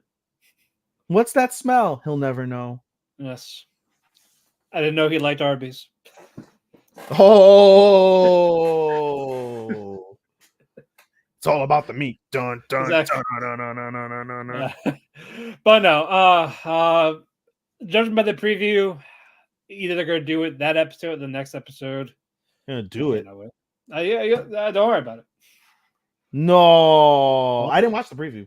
Oh no, don't worry about them. No. Let's move on. Wait, no. You can't move on because by definition, that's rape. So they're gonna show that. No, not that. Not that. What are they gonna do? Something else. Something else. Don't worry about it. Is it a tit job? No. Then she's the most qualified out of them. Not Nagisa too. Yeah, Nagisa too. Yeah. No, she know would be fine job. It has to be. Oh no, for sure. But is it cheating if he would have gotten a thigh job last week? Is it cheating in anime as long as you don't put it in? Yes. Okay. It was still you're still doing the act. Is it cheating in real life if you got a thigh job from somebody? Behind the back, yes. If they do it bad, then no. If they do it bad, then no. If they do it great, yes. No. If I did it behind their back, yes. If I like let them know, hey, this is gonna happen. Cool. Oh, okay. Well then, yeah. If they don't know, yes. If they do know, no. How would they know? I would tell them. Oh, guilty conscience, Matt. That's nice. No, hey, no secrets.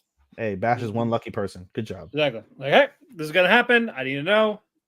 It's probably this it. If anything, you got to turn with them doing something else. All right, we share. We share. You get the front, I get the back. It's like it's a trial run. See if they're worthy. Making one nice s'more. Exactly. All right, let's move on now. All right, let's go. Our dating stories. Right. There's just I love our dating story. I have a confliction. For the most part, my fall list is set, with the exception of our dating story. It's in a weird place where I have it ranked pretty high, and I just don't feel comfortable where it's at. But I don't love anything else more. I think put it above it. It's more of you like the aspects of the show, but you don't know if Good Conscience it's worth that grade or worth where it's ranked. It's worth the grade. It's a 4 for me, somewhere in that vicinity of 4.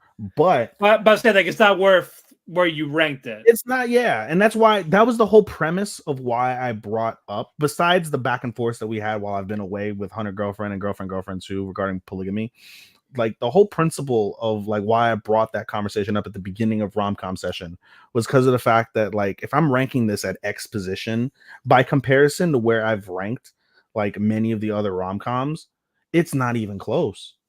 Like it doesn't belong in that same like area of rankage, if that makes sense. and that like it irks me because I'm like I want something else of all the shows that I'm watching to really stick out. I really want it to stick out, and there's just like nothing that like sticks out because the two shows. That's the problem. This is the problem with that. It's not. There's nothing really stick. Like the stuff is there. Yeah, especially like I'll tell you this, right? Like so, Apothecaries, which we can't rank, and Ragna Crimson, which we can't rank, like would automatically jump our dating story in the position where it's at. Yeah. And so if it went down to the position that it would go down, I would be 100% comfortable ranking it where it ranks. But because I can't count those two, it ranks higher. I'm in that conundrum where I'm like, I just don't feel, and I like the show, I just don't feel comfortable where it is. But I've got nothing else at this stage in terms of like how I feel about the shows to put it above that. Right. That's like, it irks me a little bit. Right. But what you call it? Operation Befriend Maria is finally underway. Basically, they're doing was it a sports festival? Yeah, no. They're it's like in conjunction. It's sports festival, and then there's like some sort of like convention or some sort of like festival, like school festival. It is a school festival. Yeah, like a school theme, like the future type of thing. Yeah, it's the My Future. Yeah, and basically it's a festival that happens to have a sport event in it. No, it's a sport festival. It's back to back, basically. It's back to back. They have the sport festival, and then after the sports festival is this like generic festival that talks about My Future. The theme is My Future is whatever. Yeah, and of course Ryuto, Runa, and Maria are paired together, and it's very awkward. But hold on, pause. Shout out to Ryuto for hooking up his boy with the other fucking guy. Yeah, Yusuke. Yeah, he's hooking up with Akari. Yeah, bro. Shout out to him, bro. He hooked her up. Big fat guy with little tiny girl. Oh, I know. Oh no, he's sweet though. So lucky. He looks like he would fuck that up. But meanwhile, the other dweeby loser, he gets. Don't worry. She knows he can eat if you know what I'm saying. But oh yeah, fucking mukbang that all up. He'll have an appetite, but basically, Rita's like, oh shit, this is actually going underway, but they're not really talking about each other. Runa brought up something, they don't get it. Maria brought up like gaming type of thing. We don't know if she actually means it or just trying to win Rita over. No, she meant it because that's just her like thing. She meant it. Yeah. So Rita's geeking out with Maria when it was like, I get that often. Yeah. Rio and Maria, they're like waiting at the train station. Maria is a little awkward because, last time Maria tried to fuck him. Mm-hmm. And Maria's like, you don't have to really talk to me. Like, she's like, I get you want me to fuck off. Mm-hmm. But you don't even know why I'm really here. This is why I say it's bullshit. You sound like fucking Scott Hall. You know who I am. But you know why I'm here. But this reason, there's going to be a war. But hey, yo. Yes. But Maria's like, I came here to befriend Runa, even though as soon as I got here, I slandered her being a whore. Basically. Well, I just want to be friends. She mentioned, what her reasoning made more sense. It was the fact that she wanted to surprise Runa. So she like, oh, I can't wait to like surprise her by calling her a horse. No, she's like, I expected her to jump up for joy, like, oh, my long lost sister. I can't wait this is my sister, everybody. But she looked at me in like bewilderment and shock, and that offended me. So I proceeded to call her a fucking dick sucking whore. Like, and I was half right. Yeah, she fucking gives it up like fucking like dogs give their bellies. Yeah, she gives up the candy, but. So Rhea's like, oh, I finally understand her now. Even though, like, you fucking don't. You fucking don't. Stop. No, I wonder I would love to know what Ryuto's intrusive thoughts are. But anyway, that happens. They try again. It's time for the games. Yep. Ryu cheers Runa on for the track racing thing. All that stuff is inconsequential. We'll get to get to the cheerleading. Let's get to the meat of the matter. Yeah. Basically, it's time for the cheerleading thing that Maria's a part of. Yep. She sees Mommy Dearest. She invited her mother to come see her. Didn't tell her what she was doing. It was going to surprise everybody by wearing a cheerleading outfit, which, by the way, she looked good in. Yeah. And she looked like Riho, body type. Yeah. And Riho Riho. Anyway, so she was excited. She's with Akari, like they're going out, they're gonna do like the girly, yay, go team thing. And she's like, I can't wait to see my mom. She came over, like I told her to come. And when she looks over at her mom, she's giving Runa praise. And she's like, oh, this fucking hussy. Because she's not your, I mean, bro, she came out of the same fucking woman. Yeah. They don't live together. But no, she wants all the attention. Because I invited her. She should be here for me. And me only. Because nobody else matters. I'm the only human that she should ever acknowledge exists. Exactly. So she runs away to the top of the school building. Runa and Rito, they split up to go find her. Of course, Rio goes to the top and say, hey, why are you acting like a crazy bitch? What's up? And she's just like, I like you. I fucking like you. But I know I can't have you. I know I fucked that up.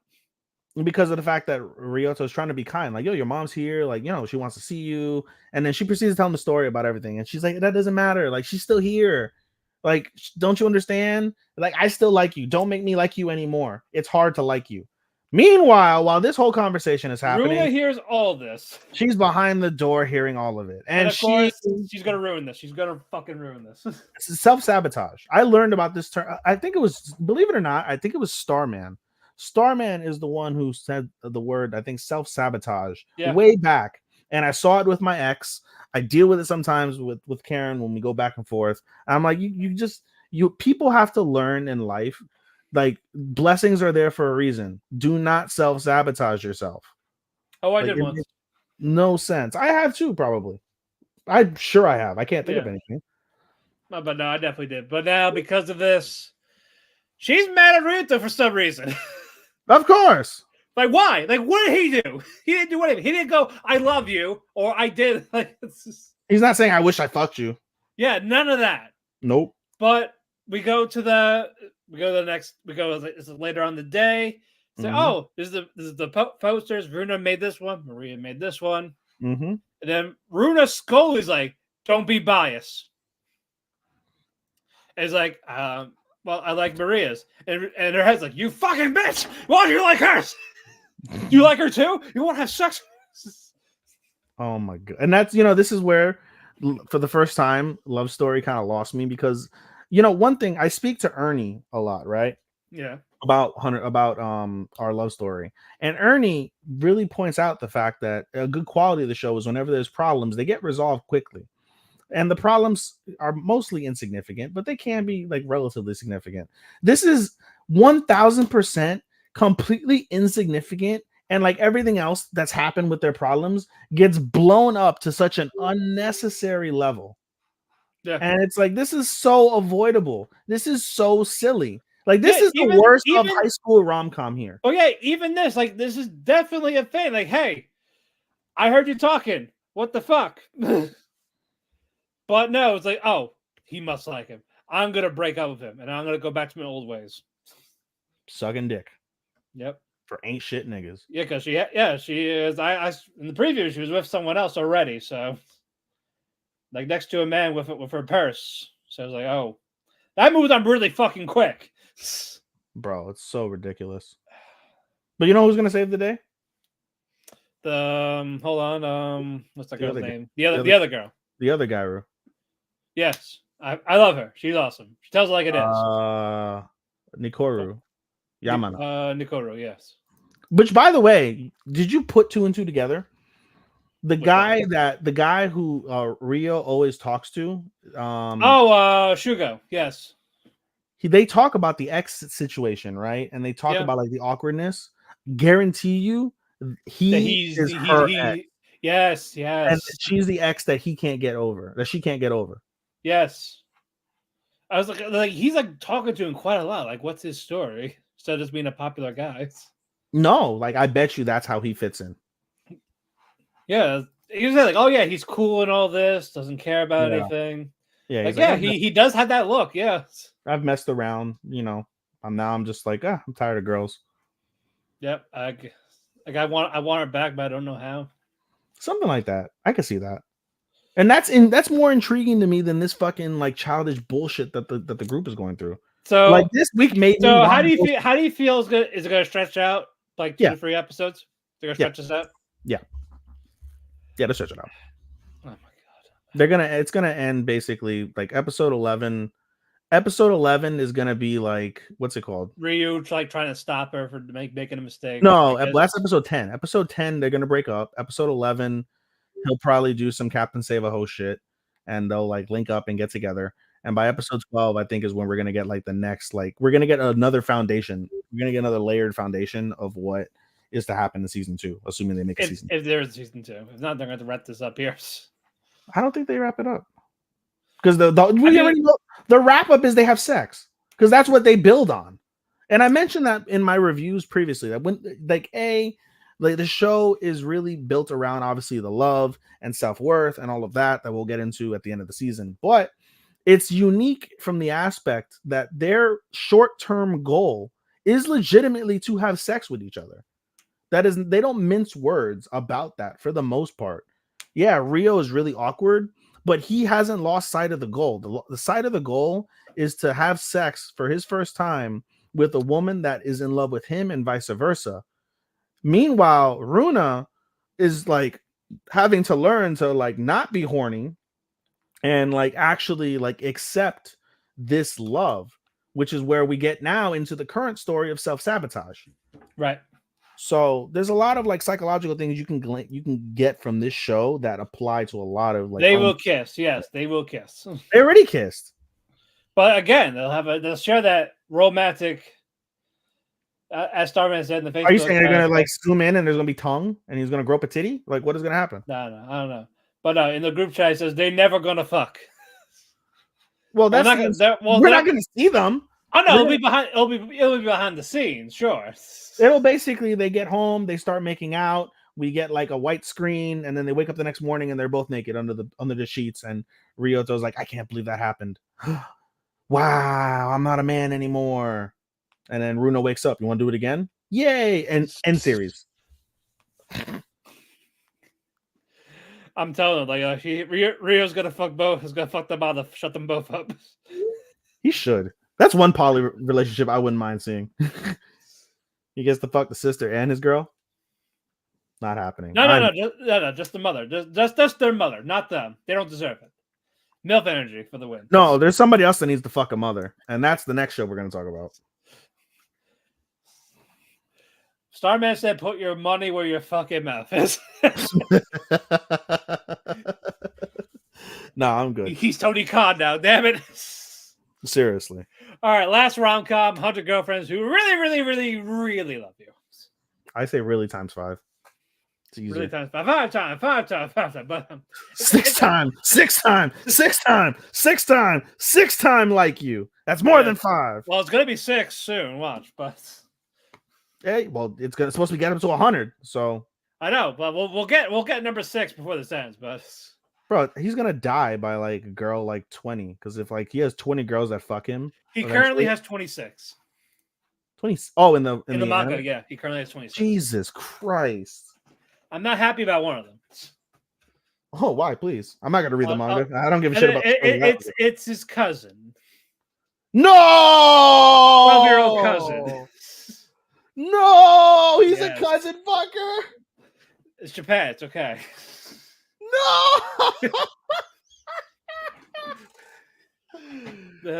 my god! Is number 80 gonna be his dog? No! What the fuck's the matter with you? What? I mean, shit. If this is where we're going family now? No. Well, kind of soon, but not that. But... Does he got like a MILF? Out of the 26, is one a MILF? Anyway, moving on.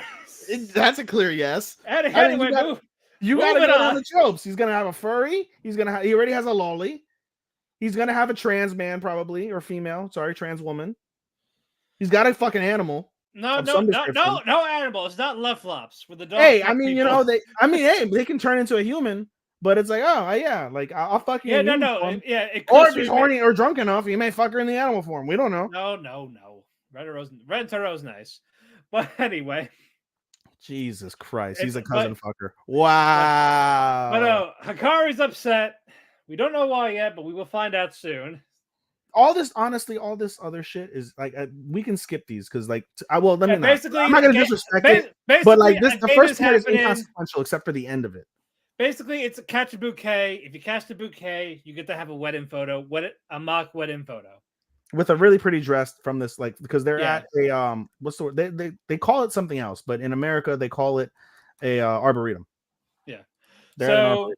So they're doing their thing. Kusuru takes a potion to have a big ass and turn into adult again because that was necessary for the shot for some reason. But anyway, karate. She saves the day. She fights this big bulky woman. The power of Tsundere over the butch type. Yes. Shizuka, she charms everyone else because she's adorable. And she's Yes. like flying in the air, like, I don't want to die, boss man. Yes. I don't want to die yet.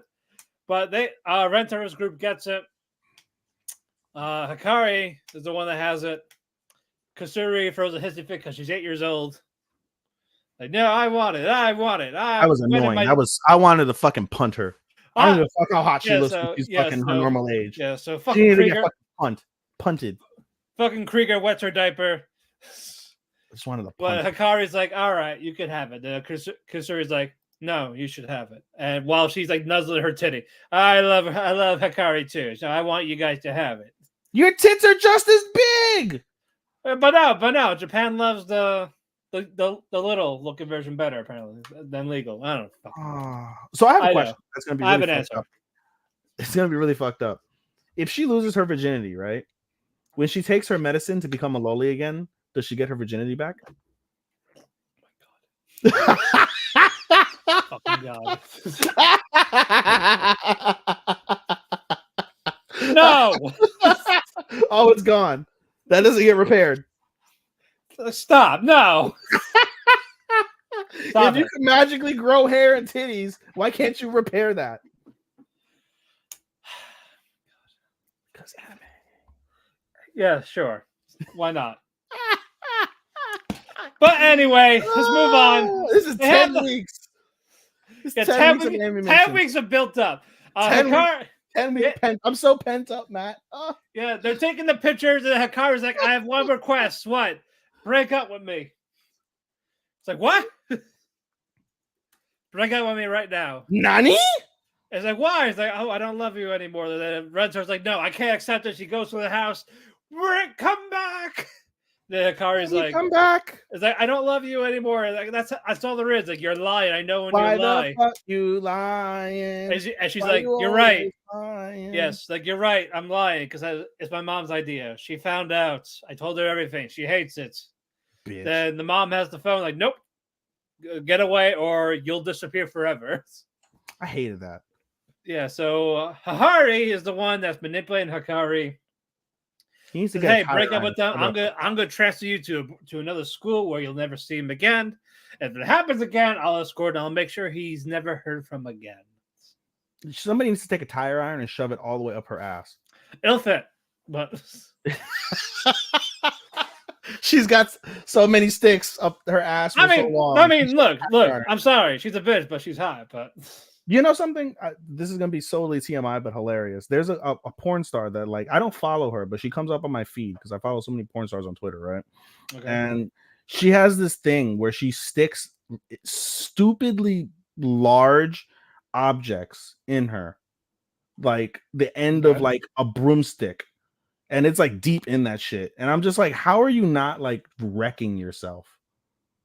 So it's like we made that joke about sticking a tire iron up her ass, and you're like, oh, it'll fit. Like there are people out there that like, Oh yeah, I'm sure. Dude, what the fuck? But anyway, yeah. Anyway. Hikari's manipulating Hikari. Rentaro tells Karana, Shizuka, Nano, Kusuri, say, but you know what? I'm gonna get her back. I'm going alone. I don't want you guys hurt. And the other four agree. They're gonna do it. We move on. Why Let's did you go. just? They should just jump her. You got 4 girls and a nigga. Jump Yeah. that bitch. No, she has assassin. There's security. So Is That's what one of the Karane's 26 girls he's with an assassin? I wish, but no. That would be fucking. Imagine one of the girls he was in love with was a Yor. Oh, Oh, how great would that be? that would be great. Fantastic. But no, I can't wait to see how they actually do this. Good shit though. Hikari getting screen time instead of just being horny. Tis true. There's an actual story here. Yeah. And like to Starman's point, I agreed with Starman's point from that perspective of like, not everything has to be like perfect. Like, there has to be some like sort of effort. And I appreciate, as much as I hate her fucking mom, like I can appreciate this struggle more than I can appreciate the high school bullshit drama that happened in our love story. As a kid, because it's a legitimate thing. Like it's as a concern, like, oh, you're dating someone that has all these girls and you're just okay with it. Why aren't you number one? Why are you just get rid of them for you? Are you not good enough? Are you not convincing him that you should be the only girl? No. Mom, he doesn't look at me and just wants to have sex with me. That's why. And that's why you should break up with him. Oh my god. I'll show you how it's done. Let me take a crack at it. Girl number 7. We got about 7 left. All right, let's go. All right, let's do evidence. I really, really, really, really hate fucking normal Sid. Shadow, great. Sid, Yep. the second worst character. No, the third worst character in anime this season. Shortly behind what's her face? Hikari's mom. She's number 2 already. Yep. And fucking bitch from fucking from Shield Hero. Which, by the way, I didn't watch those part of the episodes. I do want to go all the way back really quick. What are your guys' opinion on bitch from fucking Shield Hero? Do you not want to see her get a tire iron shoved up her mouth and fucking come out her ass? She's got it after manipulating Ren. She just got it again. Bro, why can't a dragon just eat her? Why did it have to eat what's it called? Philo. Why couldn't eat bitch? Get your power from bitch. She wasn't even there. Bro. She wasn't even there. I bet you anything. She's so awful of a person, the dragon will eat her and then vomit her out and be like, I can't digest this fucking disgusting fucking human. Yeah, no. She's got to manipulate the other guy next, the fucking bow hero. Bro, I hope she dies. They have to kill her. Right? They have to absolutely like kill her. You would think. Or make her like a permanent sex slave, like addicted to drugs. No, she's like mommy from Friends or Girlfriend. Mommy's better. I hate them both. I hate them both, but mommy is way better for what little that's worth. She's better as a human. Yeah. But anyway, let's just go on. Last time on Dragon Ball Z, Satan was on vacation to find himself. Satan was on vacation to find himself, but gives this other person money. On the Shadow Garden scene, Rose betrays the group. She escapes because they didn't want to kill the mother. The 2 girls are like, hey, Zeta and Yukime, or Zeta or someone else. They're like, hey, you shouldn't kill him. But, oh, by the way, Rose is getting married. So it's like, she's getting what? Married? She don't pay. Like, oh, God, yes. Yes, and then the one who wants to kill her, Victoria's like, oh, I know he'd take my side. I know. All the girls get wet when he gets angry. They all do. All of them. Yep. It's fucking eyes. It's fucking eyes, but not undead. Basically. And not world domination. They're not as bad. They're not as bad as fucking what's her face from Isis group. Yep. No. They're not as bad. No, well, especially what's her face? The Albedo, yeah. Yeah. They're not as bad. Now we move on. Sid, he's at the place. He's at this castle with Pervias hat and everyone else, and he sees Epsilon again. And of course, she puts slime on her titties again. 99% slime. And they're really focused on it. By the way, there was a line in that sequence there that he basically says, like, I'll never understand like the pointless exercise of doing like focusing all your energy on such a pointless exercise. It's so pointless. Like something along those lines. But it was just so funny. She believes it will attract him. That's the thing. But he's not going to say anything. The other line that you'll get to momentarily was even better. Which one? After when we meet the maid and she goes, slime percentage. He says it out loud. Slime percentage 0%. Her heart shattered. It crushed her. It crushed Epsilon. She should have turned back into like a little slime. That would have been great. Yeah. But no, he's playing the piano for everyone. Beautiful background once again. In background character mode, and this seduced the maid, the one maid. I don't know her name. Which, by the way, he used his shadow powers. I don't know how nobody looked down at their feet and be like, "Oh, what's that black thing coming out of his Yeah, ass? exactly. Why is it taking the other person's ring? What's that?" Why is this happening?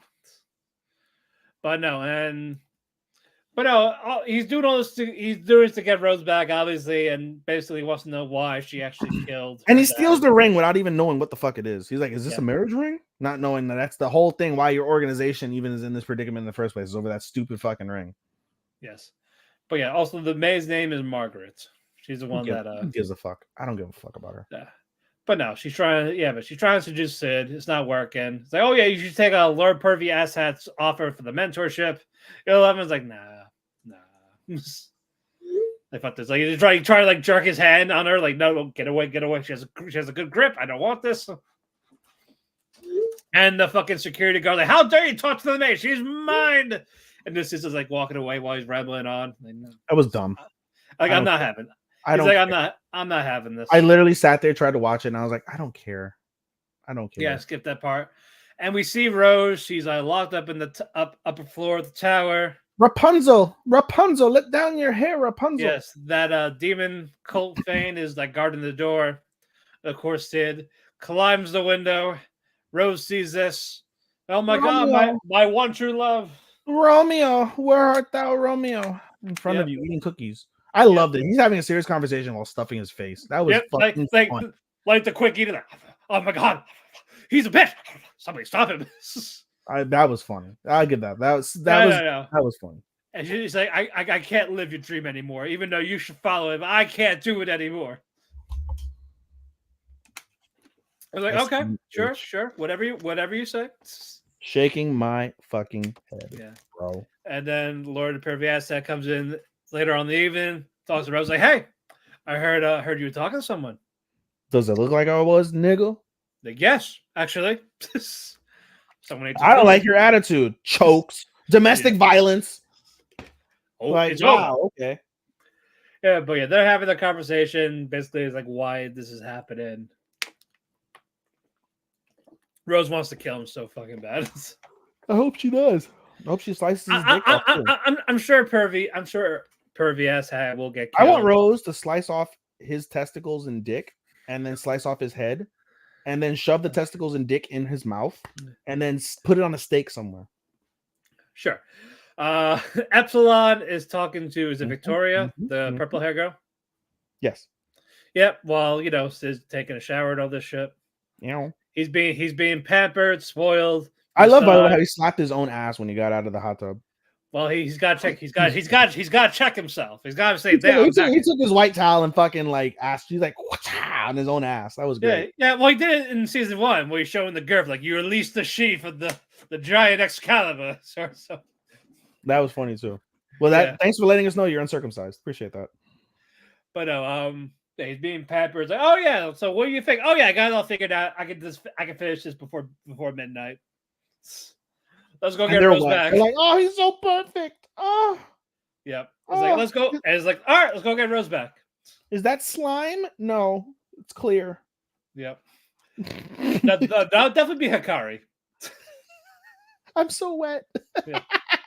That was such a great line. I wish you were here for that when we were talking about it. I should have made a guest appearance. Well, I didn't watch it. No, you didn't. You didn't. I wasn't caught up at that point on that particular show. On that one, no. No, I wasn't. Kishu. That was dumb. I hated that. And then the kiss. While she's being hung up.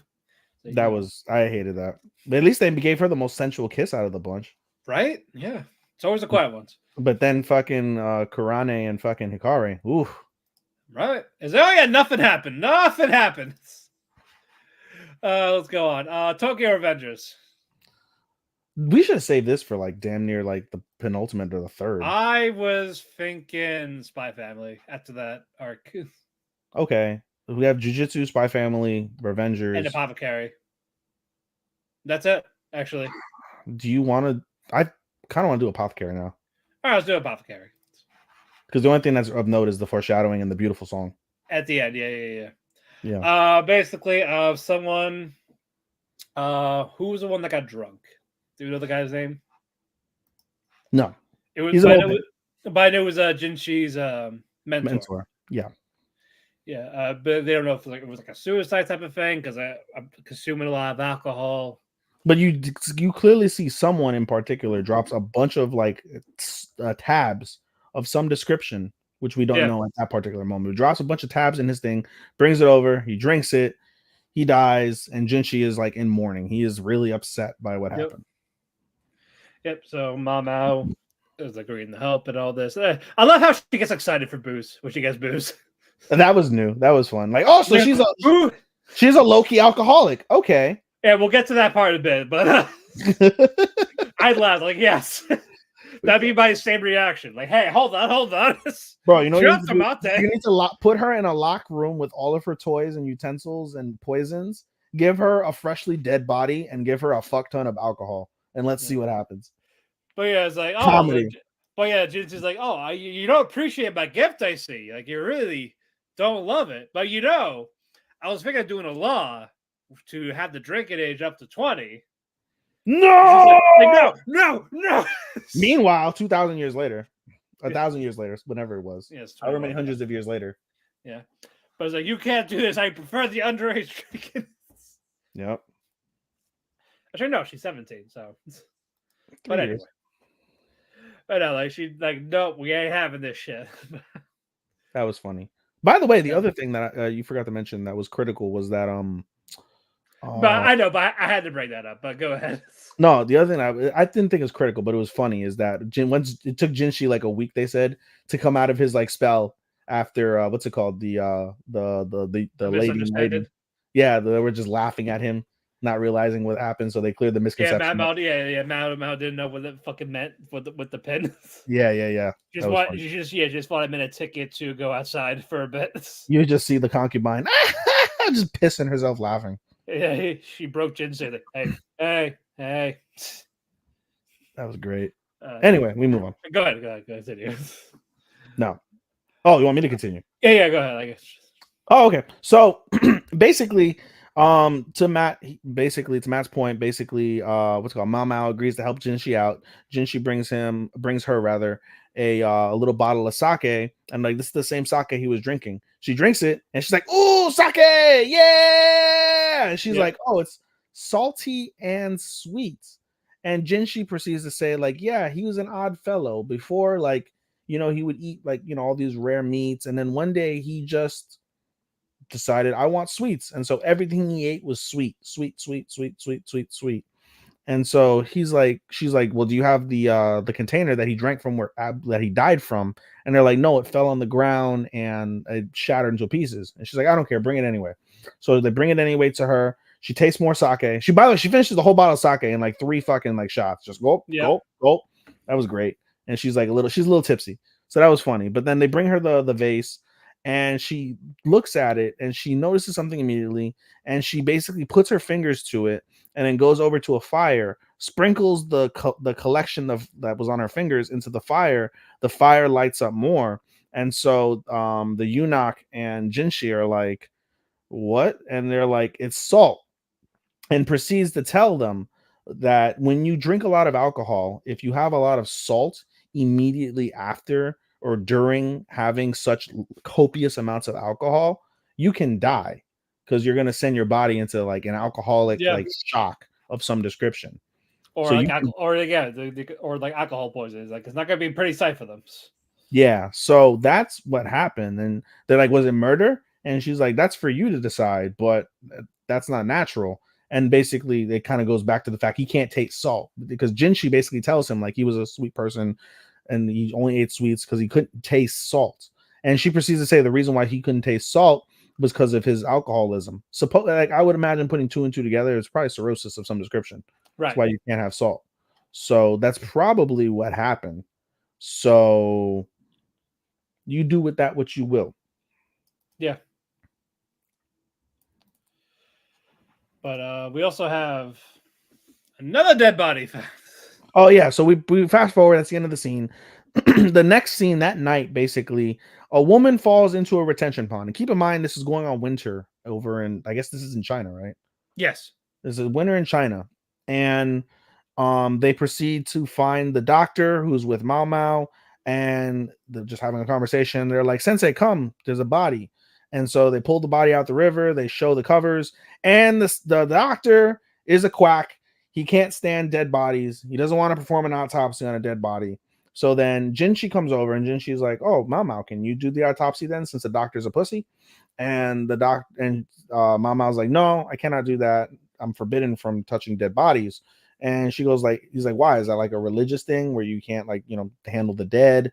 And she goes, "No." And then we go to a flashback basically where she's so crazy, she would open a dead body and try to use its contents for her poisons and for her experiments. Yep. And they're like, "Before you know it, if you keep on that path, you will be grave robbing and you will be a horrible person. Do not ever touch a dead body for what it's worth." And she goes, "Yep," in her little like cat form. That was cute. Yes, like Yeah, she's in little cat form. And so Jinshi's like, "Weird, but okay. Doctor, would you do it?" "Oh, fine, I'll do it."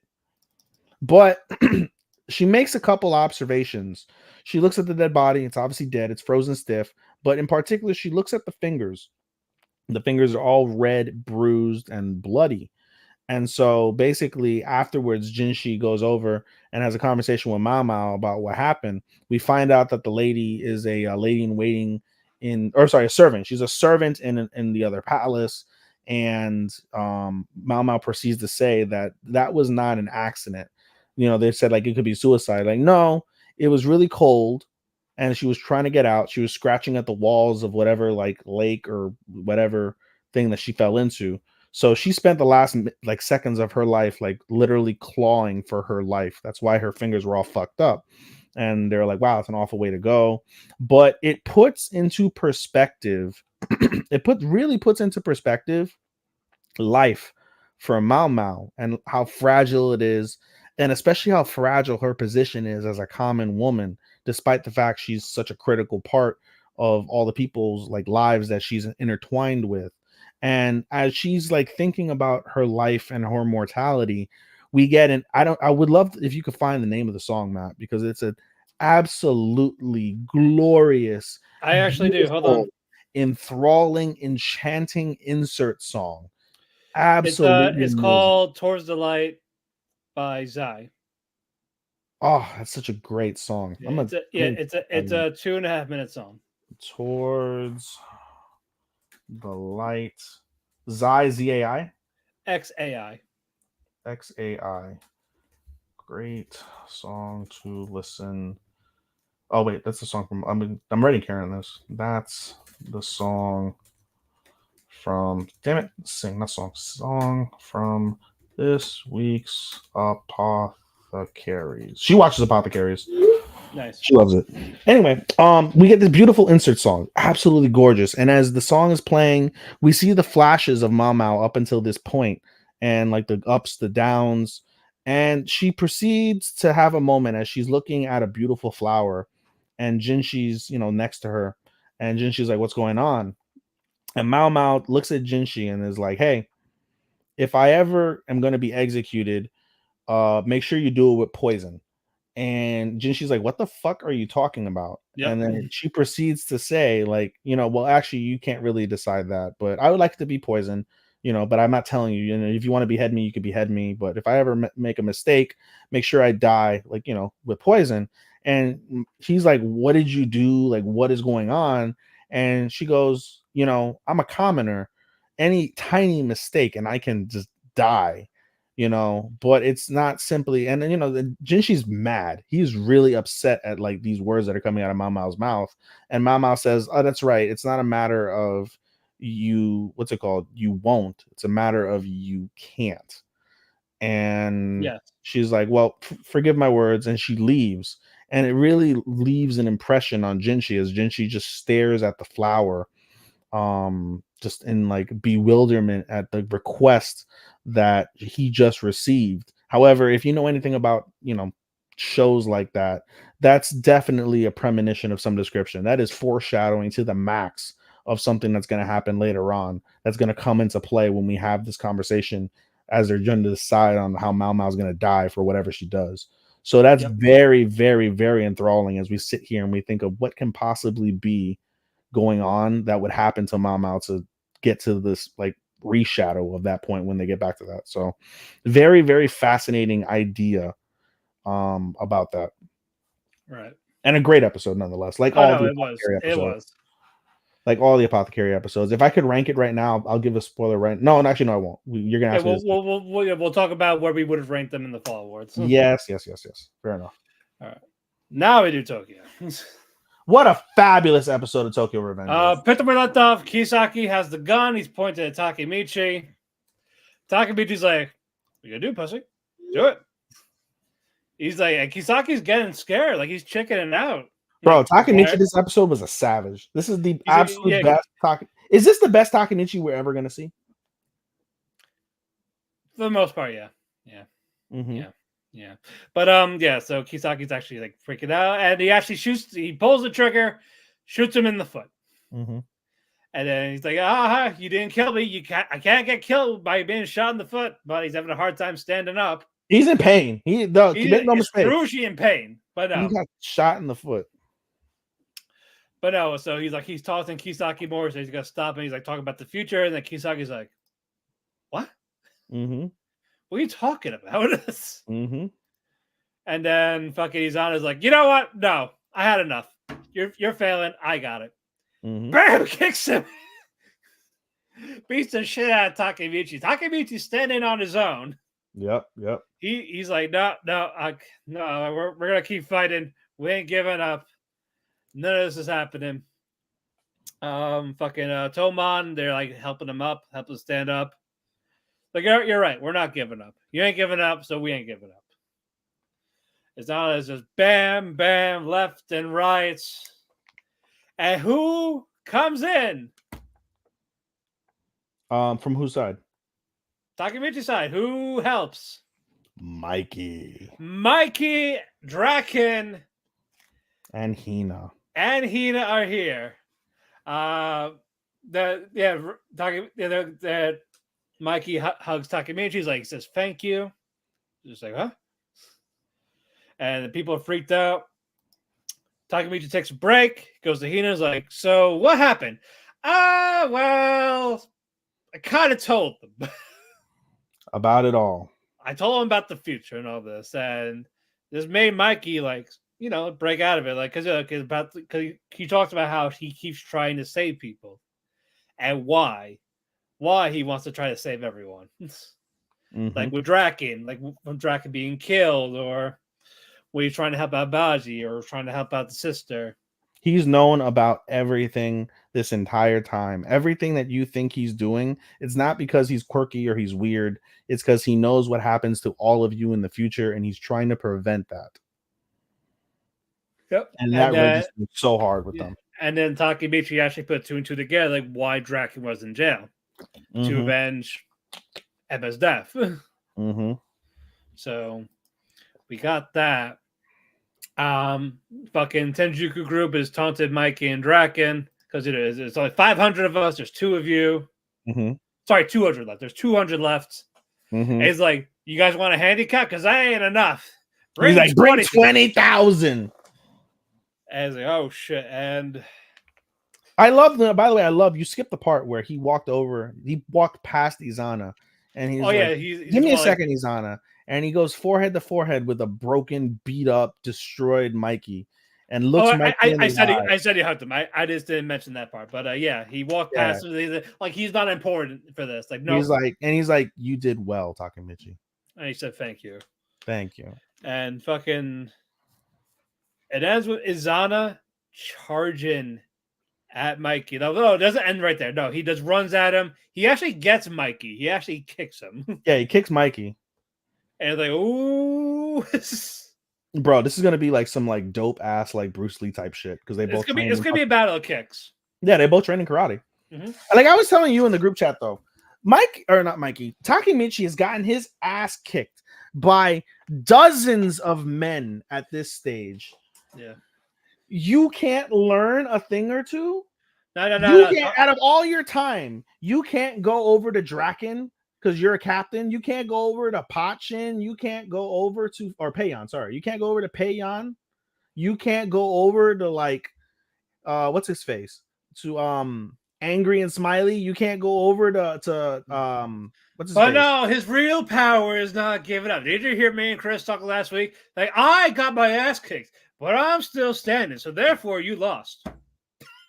I mean, and from a psychological standpoint, that's not wrong. I know, that's the thing. That's what he's doing. Yeah, well, he's he basically, if Kisaki is the brains of everywhere he goes, Mikey is the brain, or sorry, not Mikey. Takemichi is the brains of Toman, because he's thinking, because he already knows the future. Yeah, but So he does know, but he doesn't brains. know, he doesn't know the excruciating details of what caused it or what happened if he did that. But yeah, he does have a cheat code with the future. Yeah. And there was something interesting as he's like going over this, as he's having this like punking out what's his face Kisaki. He's mentioning all these things thinking that Kisaki's on the same page, and Kisaki's like, what the hell are you talking about? Yeah, no, I did mention that. Oh, did you? Yeah, when he was like talking to Kisaki, he mentioned the futures. It's like, what? Yeah. What future? Like, what? Yeah, because he thinks Kisaki's a time traveler.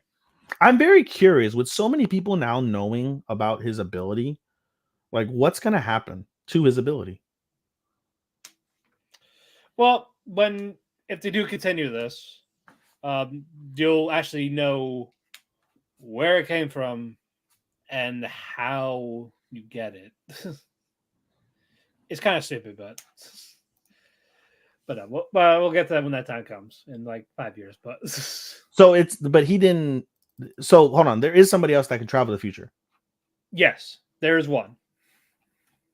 Is he closer than I think? Yes. It's not Kisaki. Yeah, I know it's not Kisaki. It's just coincidence for him. It's coincidence?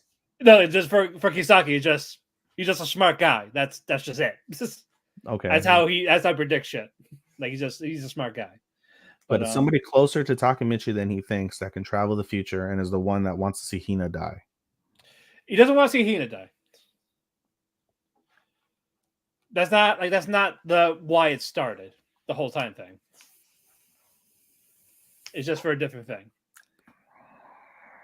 Is it Chifuyu? No. Good. I'm glad it's not. Yeah. No. But moving on. I can't wait for the fight. Yeah, it's gonna be badass. I can't wait for how they do it. This is so high on my list. I know, as this arc should. Is it? I'm not gonna ask you that because that's a pretty blanket statement. Does this have the potential to be in your top 5? No. This season? No. On principle, because you hate it? No, just more. A lot of stuff is better. Okay. That's really it. There's not much better than this, quite honestly. Well, for you, but there's not a lot better. But speaking of better, Jiu-Jitsu. This is much better. Yeah, I'm sorry. And another one gone, and another one gone, another one bested us. This is so like that was insane. We collecting bodies. I watched Nanami and I watched this other person die in back to back within like 35 minutes of each other. You saw who's back this week, right? I'm gonna. Have you read the manga? Yes, that's what I said. I'm caught up, but yeah. So you know who comes back today. But yes, but I'm gonna give you that as a spoiler. I was like, oh, let's go. But as a small thing involving her, good luck find out the actual what's up with her. Who? What do you mean? Nobara. Well, I mean, what do you mean? It's still unknown if she's dead or not. Oh, you don't know if she's dead or not. And you don't hear from her ever after this. Yeah, good luck. She's dead. Yes. So she's gonna probably come in and save the day at the end of when it's all said and done, and the fucking Tsukino. That's the thing. We know she probably is dead, but there's no confirmation, and you don't know for these 3 years after it happened in the manga. You don't fucking know. Well, you know something that's very interesting. So when Nanami died last week, right? Yeah. He got blown up to bits. Only his bottom half and his arm remained. Yeah. And all right, spoiler alert. We'll build it up, but we just mentioned it. Nobara dies. When Nobara dies, she doesn't blow up. Like her head, like she gets like it looks like she gets shot in essence, right? Yeah, like So he got touched like right here. So like snap, like smack dab in her cheek. So yeah, had she gone the way Nanami had went, like she would have like transfigured and blown up like he yeah, did. yes, The only thing that blew up was the side of her face. yes, So and like it's not a very gory death. Like like Nanami is in a puddle of blood. He's gone. He's in chunks. He's in literal chunks on the floor. yeah, There's no chunks of Nobara. It just looks like she got shot in the face. yeah, Or she had like a fucking like big ass rock slammed on her face. Blood everywhere, but not right. like pools. There's no brain matter. Yeah, no There's not brain an matter. eye No, that rolled over next to exactly, fucking. exactly. So I'm venturing to saying she's not dead because the manga's still going, right? Yeah, and that's the thing. It's just unknown, but there's no mention of her at all in anything after this. That's why it's like, I bet it wouldn't shock me at all if she died, like they thought she was dead, or she might have died for real and then came back to life, or she like picked herself up and then because it wouldn't be shocking, like But one of the things that they mentioned in one of the previous seasons is like you didn't check if I it feel was a like body. she pretty much. I feel like she is alive, but just how they're doing it is just annoying. Like, is it gonna happen? Is it, no mention. Just the fact there's just no mention. What's his face in the movies already is fighting in the manga, right? Yuta? Yuta, yeah. Mm-hmm. Yeah, he's fighting in the manga. So But no, I'm just more. waiting for Yuta to come back in season 2. Don't know when. I just feel like he's gonna come back. He's not in this arc. Really? No. Where at the end of the movie, where is he at? Malaysia? Yes. Isn't that ironic? He's where Nanami wanted to be. Yeah. It's pretty ironic. Yeah. Put 2 and 2 together. That's sad though. Not me just wanted a vacation home. He just want to read his books.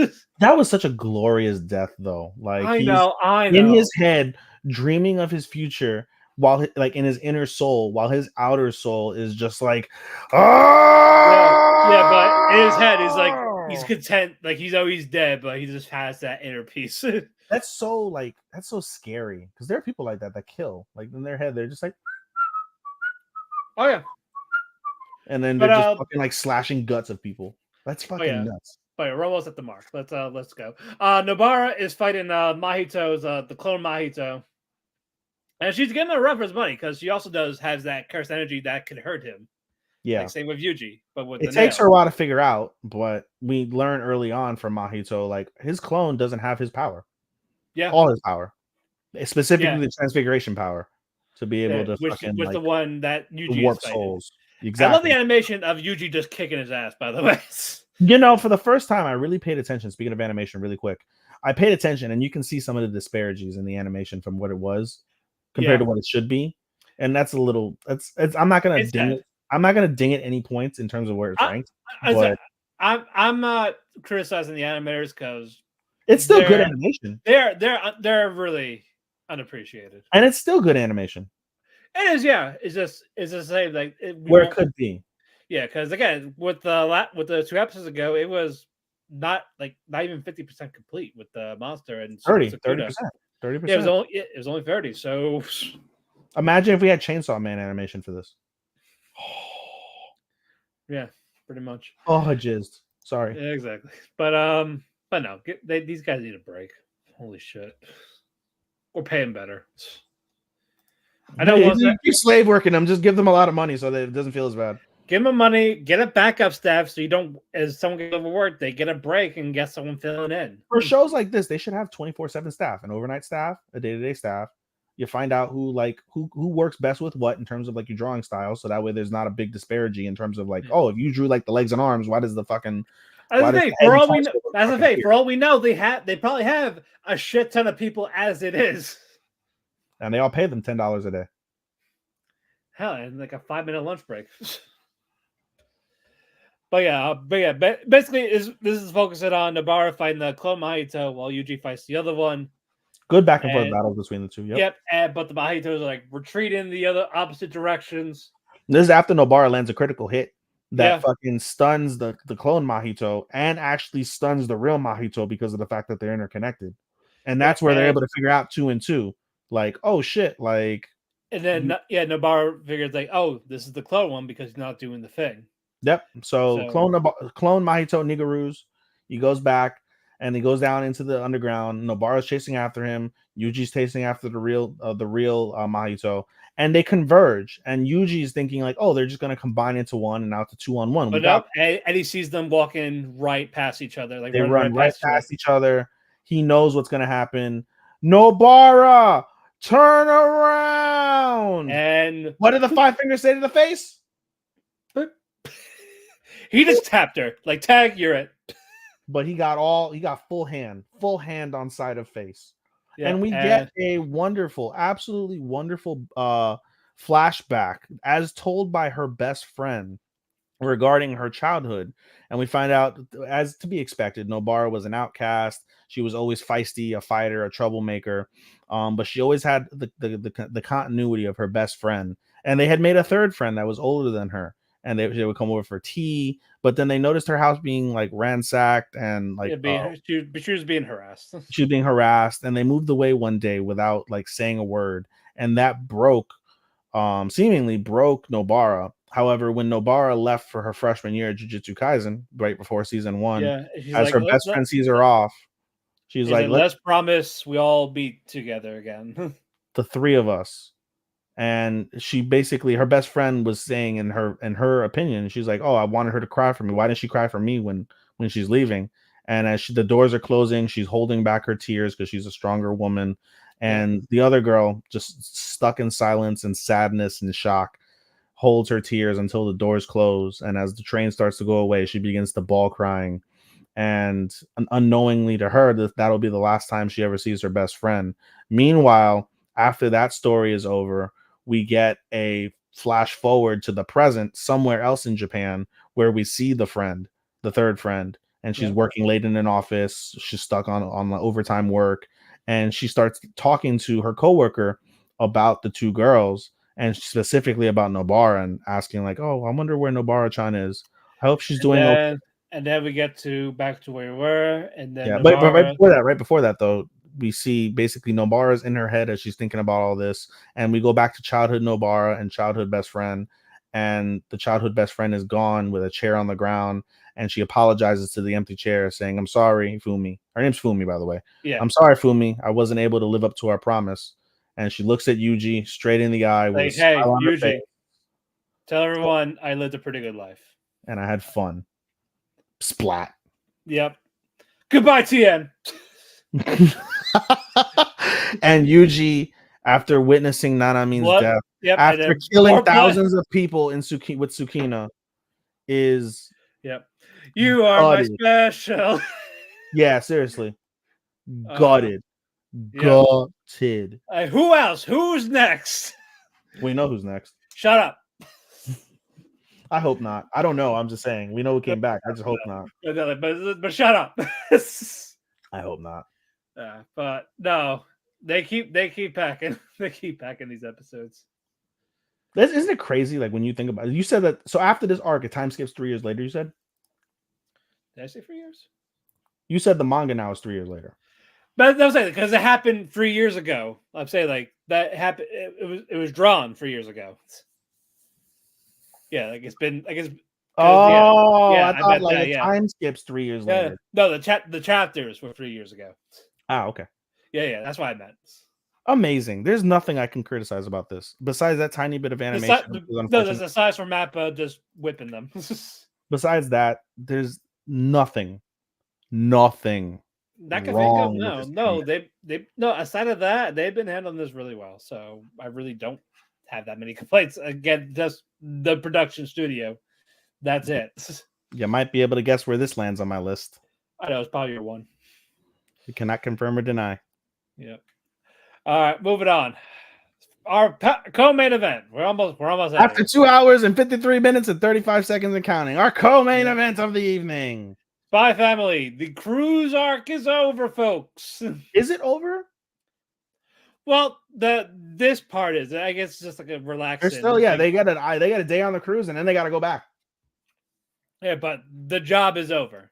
Like it's now Yeah. it's just family time. But I'm Oh saying like God, this part, yeah. now the quality's gonna go down for me. Oh my god. Mm-hmm. But yeah. Yours fighting this assassin. The He was the fireworks best are one. over. He was What? the best one. Samurai Assassin was the best one. He Oh was yeah. badass. The fireworks are over. So Anya and Lloyd, they're like, oh, it's fine. Oh wait, I forgot. Mama's in trouble. But I gotta get away. Like, hold on, Papa, I want to go to that daycare. You go do what you gotta do, because he overheard someone say, "Oh, so there's a bomb plant. They found a bomb." Bakudans. Yep. So Lloyd's like, "Shit, I gotta get rid of her." Like, oh, I want to go here. Perfect. Yep. Like, oh, I have the ball. I'm gonna be bored. I'm bored. Yep. I want to And draw. Okay, let's draw. Sneak out. Sneak Bye. away. Yep. Yep. She's doing her thing.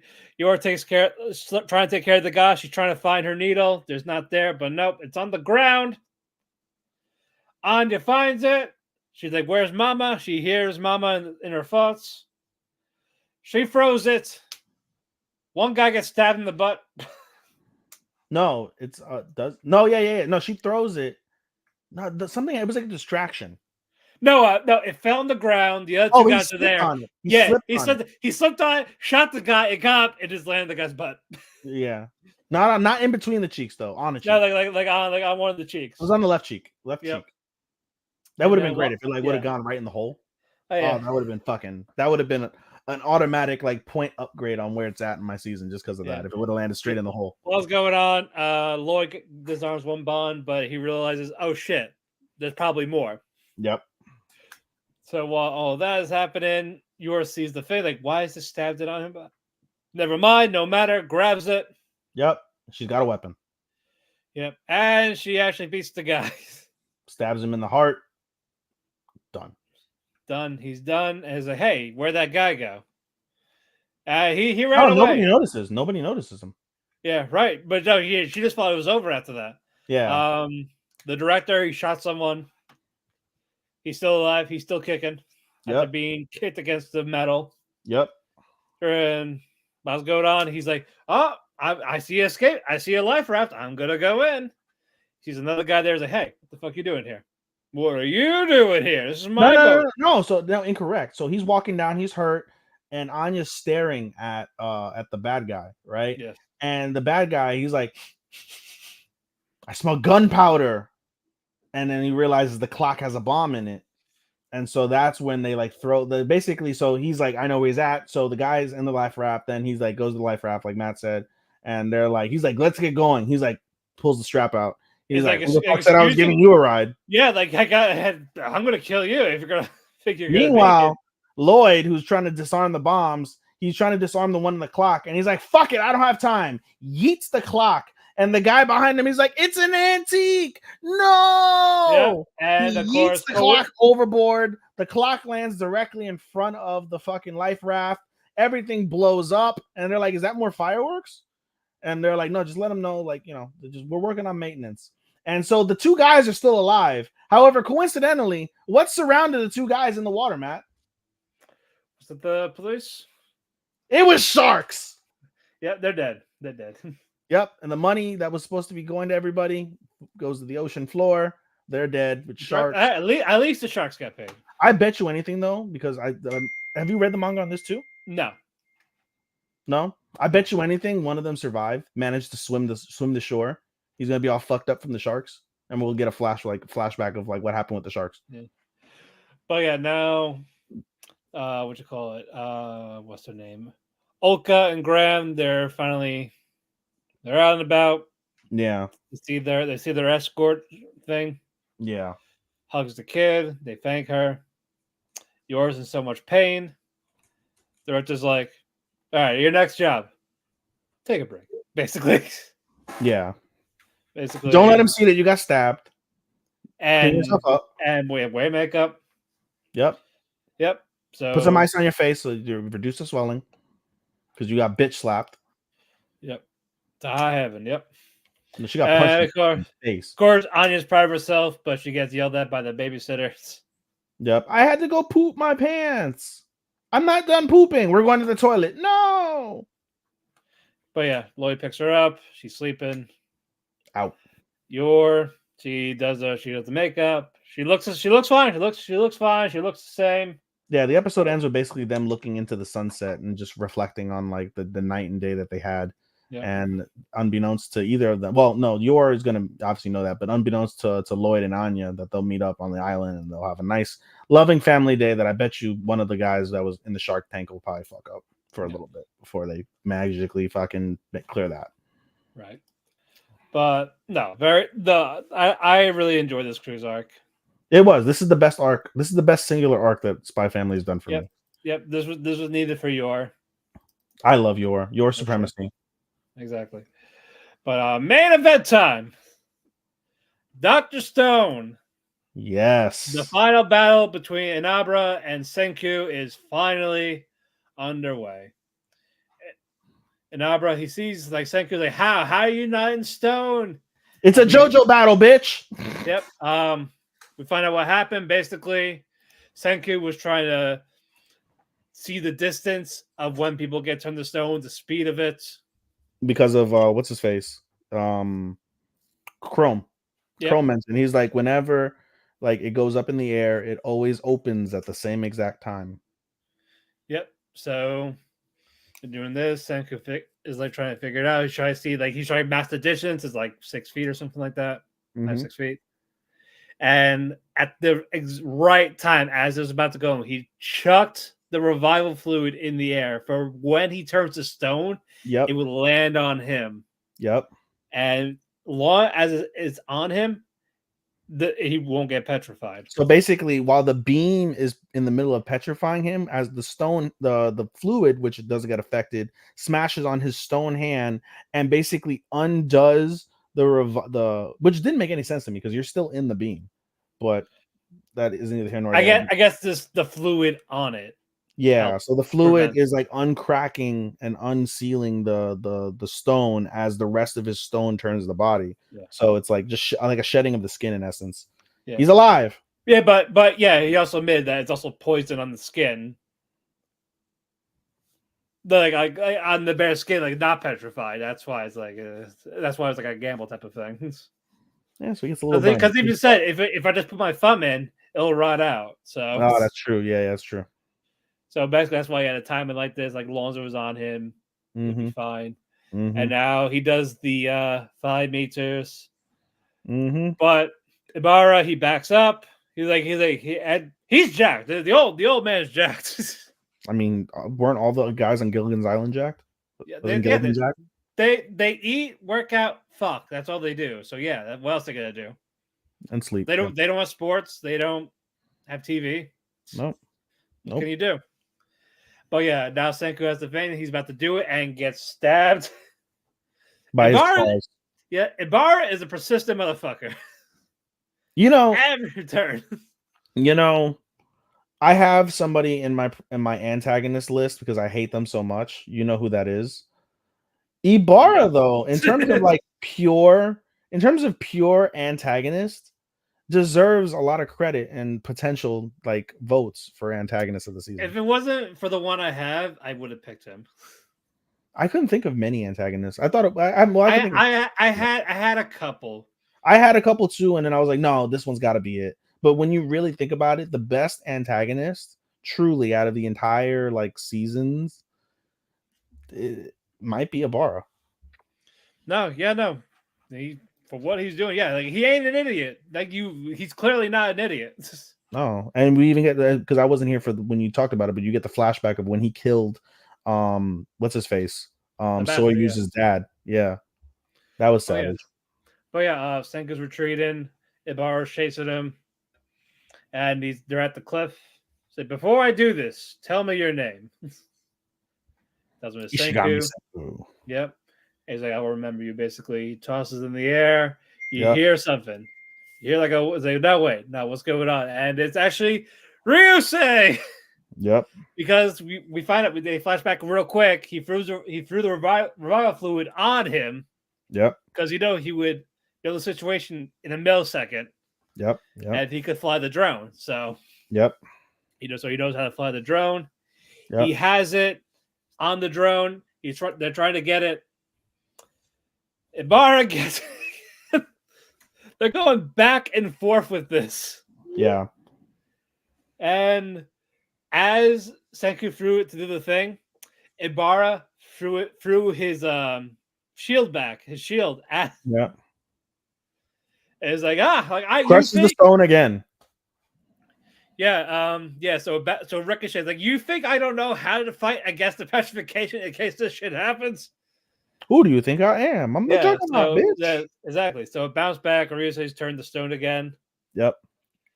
Ibarra has it. He has to Medusa again one more time. And he sees the intercom thing on it. It was a trap. Yeah. And Senku's like, people that say they're that confident, they're the ones that lose. And he taught the thing. 5 seconds, 1 meter. No, 5 meters, 1 second. 5 meter, 1 second. Yeah. And Ibarra lost. He grabs it and he just screams like a victory. Yep. And everyone's still in stone again. He says he's alone. And he gets a call from the island. Yep. And he's like, hey, you say, how is everything okay over there? Mm-hmm. It's like, you know what? Yeah, I'm not alone. And we get a flashback too as this is happening of him like counting down 1, 2, 3, 4, 5 for 3,000 years. Yep. Crazy.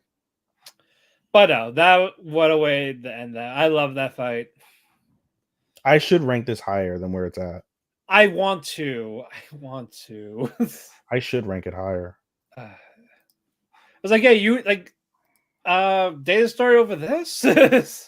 Yeah, exactly. I'm gonna wait. Yeah, I'm gonna wait and see how dating story plays out.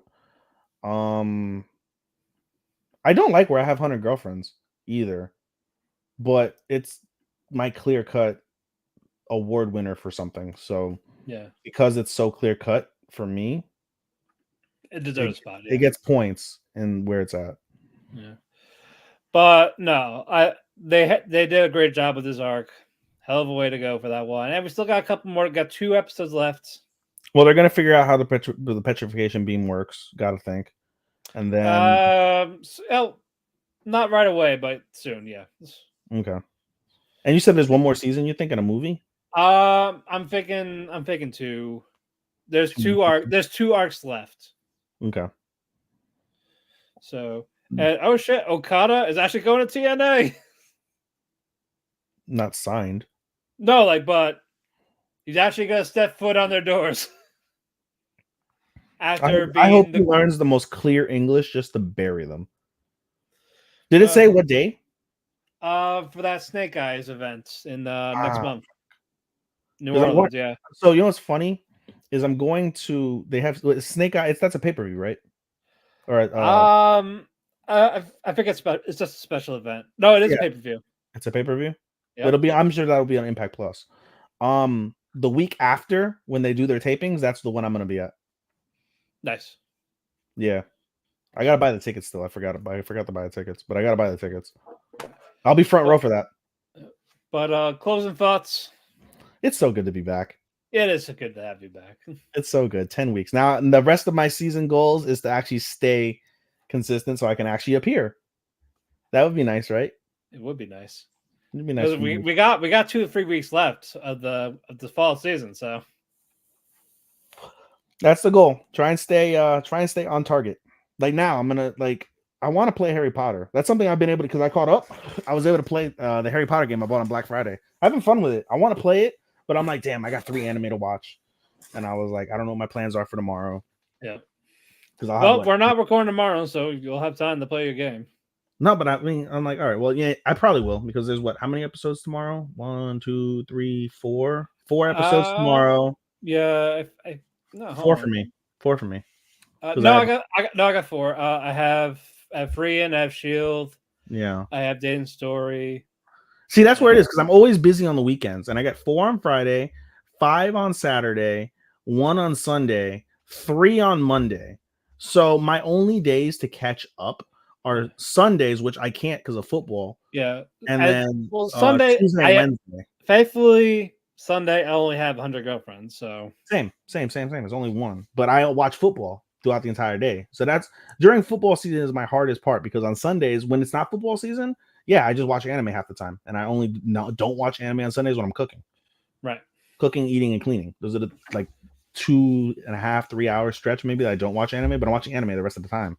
So I lose that majority of the day during this season, which is what's been killer for me from that perspective, besides going to EDC and doing all those other things. So gotcha. But folks, we're gonna wrap a bow on this one. We talked to cake. We had our cake. We are full of cake. Follow me on Twitter at DemonPhoenix12. You can follow him on Twitter at Showstopper24. Follow our Twitter at Talk to Keki. We also have a link tree for wherever you listen to your favorite podcast. We're on Spotify, Apple Music, Amazon, iHeartRadio. We're on YouTube. You can watch the replay there if you want. If you want a video. Yeah, we're on Twitch. We're on Twitch. But basically, just type us in the Google search bar. You'll find us in the first couple of pages pretty easily. You can follow us on Fake Chair Shot Radio and W2 Network for hosts on their platforms. Follow them at W2 Network and at Chair Shot Media.